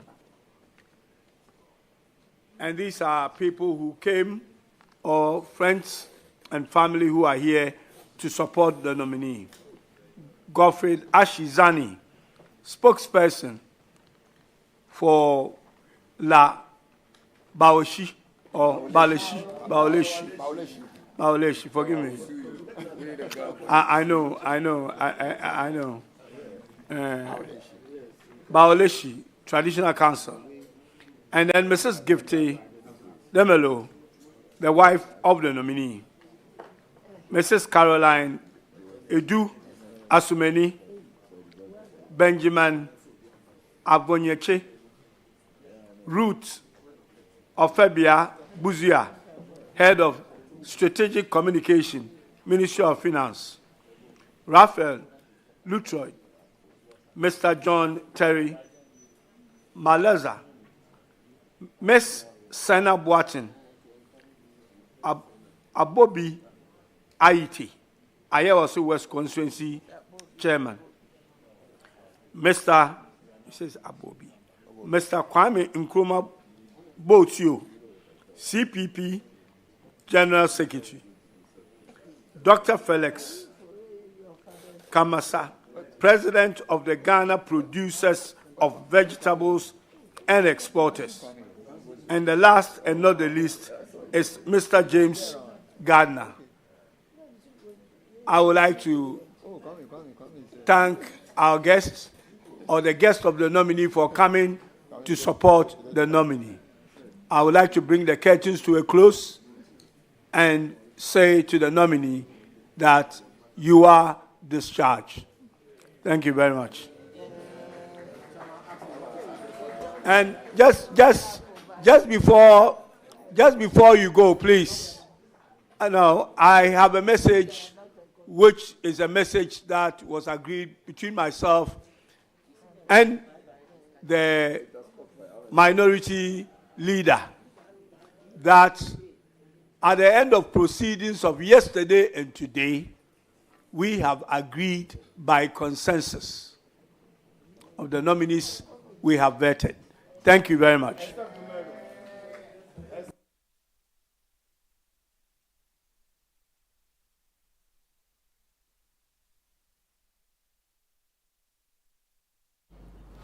And that is the end of the vetting of the Deputy Minister-Designate for Agriculture, John Dumelo. Now, tomorrow, there is also another set of nominees who will face the vetting committee, including Al-Hassan Suhini, Deputy Minister, Ministry of Roads and Highways, Justice Srim Sai, Deputy Minister, Ministry of Justice and Attorney General, and Yusuf Suleimana, Deputy Minister, Ministry of Lands and Natural Resources. You can catch all that live vetting right here on Channel 1 TV. Thanks for staying with us. Thanks for watching. My name is Inu Safo. Do enjoy the rest of our programming.